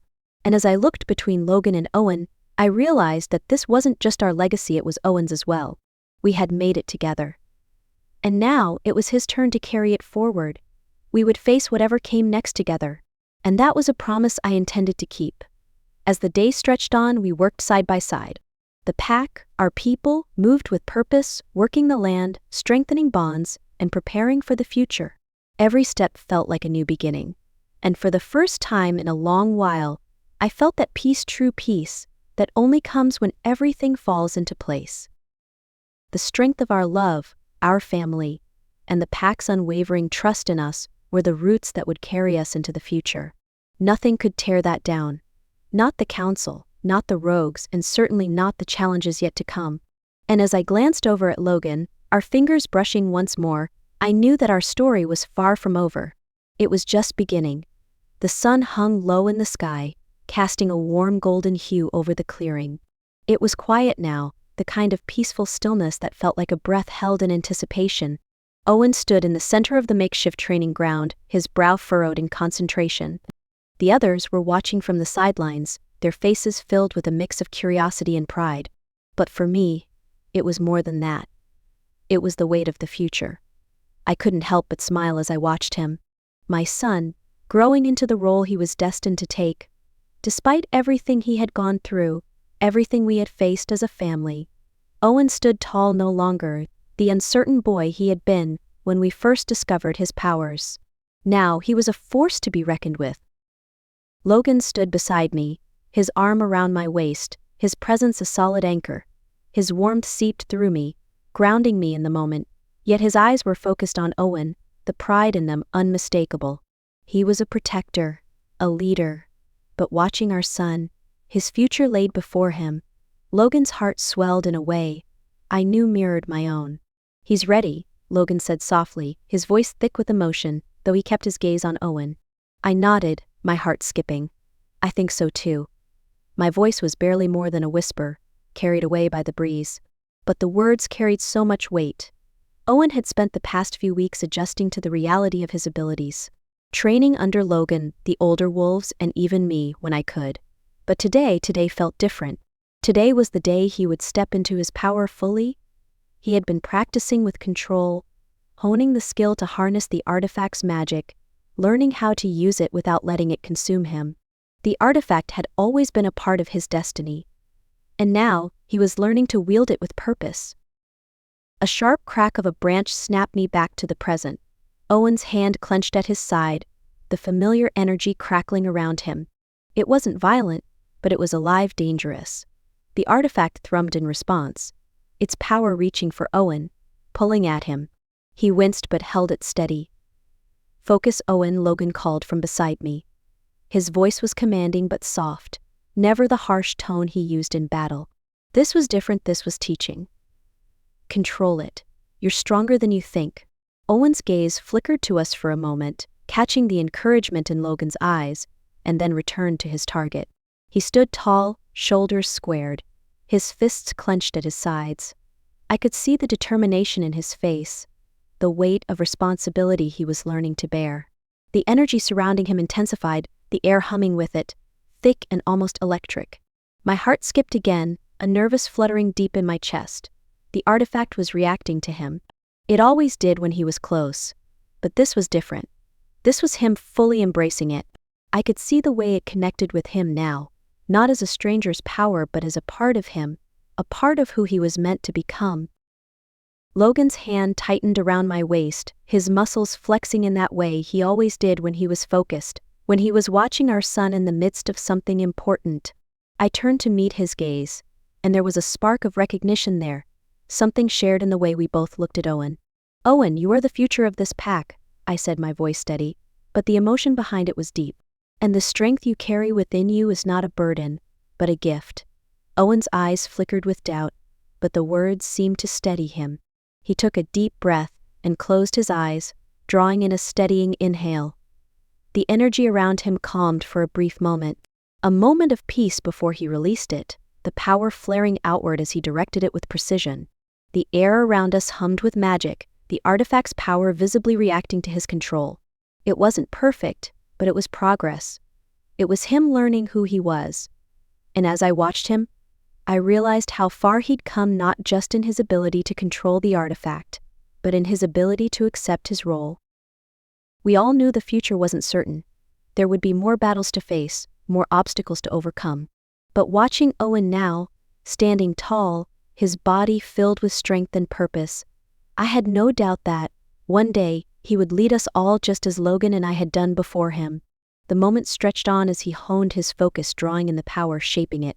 His breathing slowed, his hands shaking slightly, but his face remained steady, determined. His transformation wasn't just in the power he held, it was in his heart, his mind, and his soul. And as much as I feared the unknown, as much as I worried for him, I knew he was ready. He would be our future, and he would be the future of this pack. As I looked at Logan, our eyes met, the unspoken words passing between us. We were proud of him, proud of all that he had become, and all that he would continue to be. And for a fleeting moment, as I stood there beside Logan, our hands intertwined, I allowed myself to breathe, to truly breathe. Everything was falling into place. Together, we would guide this pack. Together, we would protect our son. And together, we would face whatever challenges the future held. The pack was ours. And Owen, he was ready. The moon hung high above the pack's lands, a pale guardian in the night sky. Its light bathed the forest, the peaks of the mountains beyond, and the grounds of our home, a land forever marked by the events that had shaped us. The air was thick with the promise of a new beginning, though I couldn't shake the feeling that the end of this chapter was merely the start of another. I stood at the edge of the clearing, looking at the towering trees and the soft glow of the fire from our gathering place. The night was quiet, save for the faint rustle of the wind through the leaves, and for the first time in what felt like forever, there was peace. Not the fragile kind that could shatter with a single blow, but something stronger. A legacy, our legacy. Logan stood beside me, his presence as constant as the earth beneath our feet. His arm brushed against mine, the simple touch grounding me in the reality that this was our life now together. It had taken so much to get here, more than I'd ever expected, but we had made it. The pack was rebuilding, the fractures we had all suffered healing, piece by piece. And then there was Owen. I glanced over at him, standing across the clearing by the fire with a few of the younger wolves. He was talking to them, the shadows of the firelight dancing on his face, his features already set with a quiet resolve. My heart swelled. There were times when I felt like I was still getting to know him, but there were also moments when I saw everything he would be.